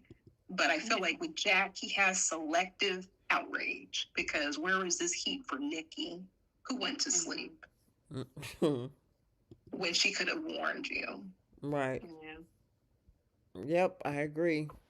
All right, pickle bold.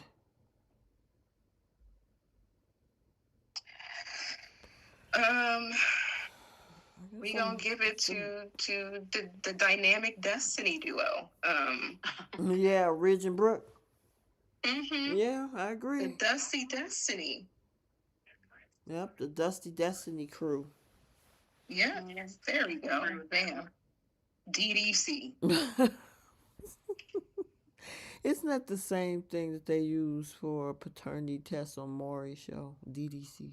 Oh Lord, I didn't even put that together. Oh my god.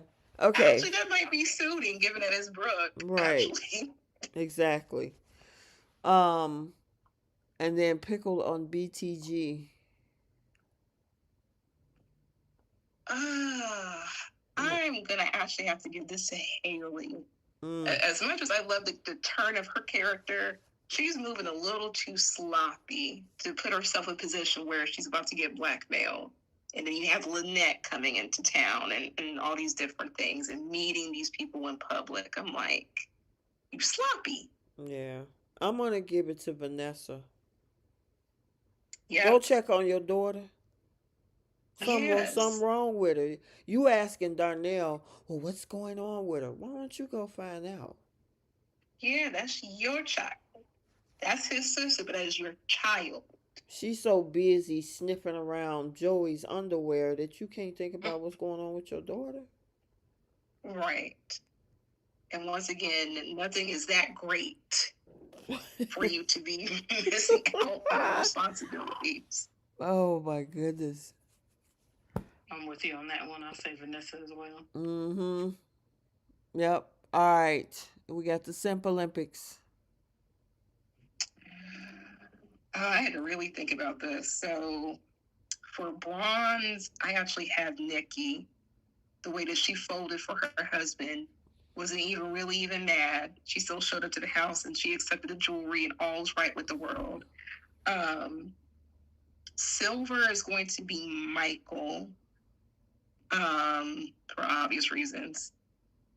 Gold for me is actually going to be Vanessa because she completely disregards her kids. It's almost as she never even had kids, to be honest, and chooses to be all up underneath Joey, the business, the relationship, everything. And he's the only one trying to make common sense of this. Mm-hmm. But platinum is going to go to Jack. Mm-hmm. You putting all of your stock into other people instead of being a businessman and try to take action while you're crying about your employees or worried about losing their jobs. Protect your company. Align yourself what's going to make sense and move quickly. But this is why Victor always says he's not a real businessman.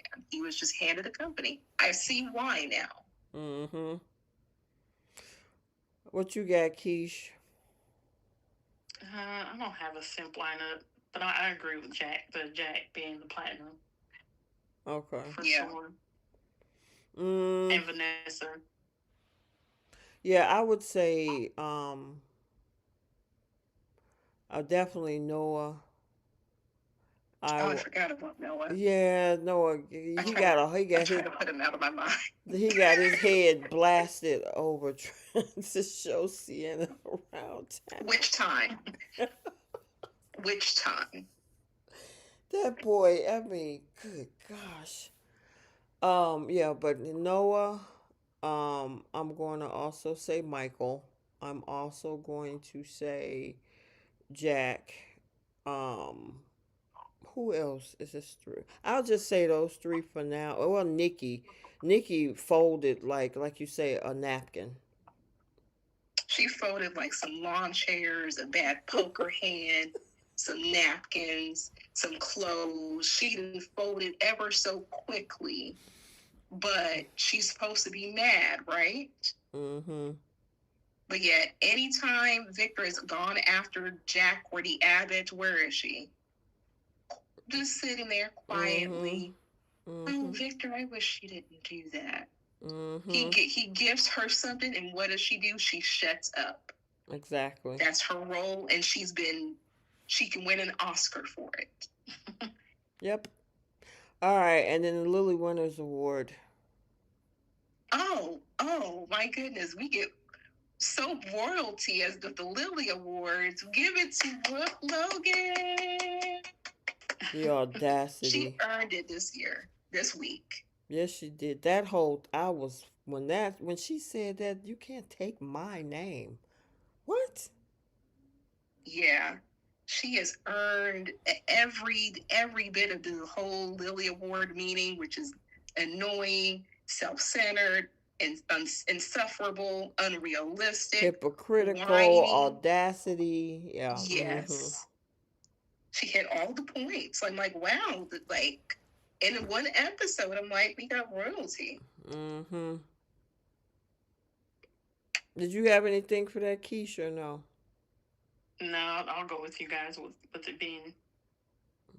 I guess there could be an honorable mention in Oh, Naomi's an there. honorable Yep. mention. Exactly. Oh, that is a good one. Yes, Yes, Yeah. an honorable mention. She get that Yeah. girl. She. Mm, she's. I would almost say that she's worse than Lily. mm. Okay. Oh God, who's she worked overtime to get that? Because I mean, Lily is. I mean, for the past couple of years, like like you worked Lily has overtime been to get that, girl. intolerable. So Yeah, she's. Oof. yeah, I mean Jacob seemed like he's such a good guy, and he just don't deserve. I mean, if you don't want kids and he want kids, y'all need to figure that out. Y'all might just need to, cause time. I mean, he got time. Obviously, she doesn't want any. So, Like Even just don't outside of the punish him kid for it. thing, though, even outside of that or before that, mm, she's always been this insufferable. yeah, Yes. yeah, I agree with Like that. just, oof, Like, girl, I mean, everything is always a problem with this man. So, Yeah, like release him from this, please. yeah, give him some peace of mind. And knowing her, she'll be the type you take on a trip, and then she be complaining down there in Mexico. mm-hmm. I can almost guarantee that. So, all right, I guess that is it. Did y'all have anything else? No, That was that fun. was fun. Yeah. All right, so Wednesday morning, that is New Year's Eve, December 31st, we'll be doing our year in summary. So we'll be talking about everything good, bad, ugly, great things, looking forward to projections for next year, stuff like that. In regards to CBS soaps and um Quiche, let me Mm-hmm. know if you. I know you say you pop an alarm. If you pop in, that's cool too. Um, and then we'll do the darn thing. So, Okay. Yeah. all right, you guys. So make sure y'all hit the like button on your way out. Make sure you subscribe to the channel. And until next time, we will see all of you later. Bye, Soapies. Good night, everybody.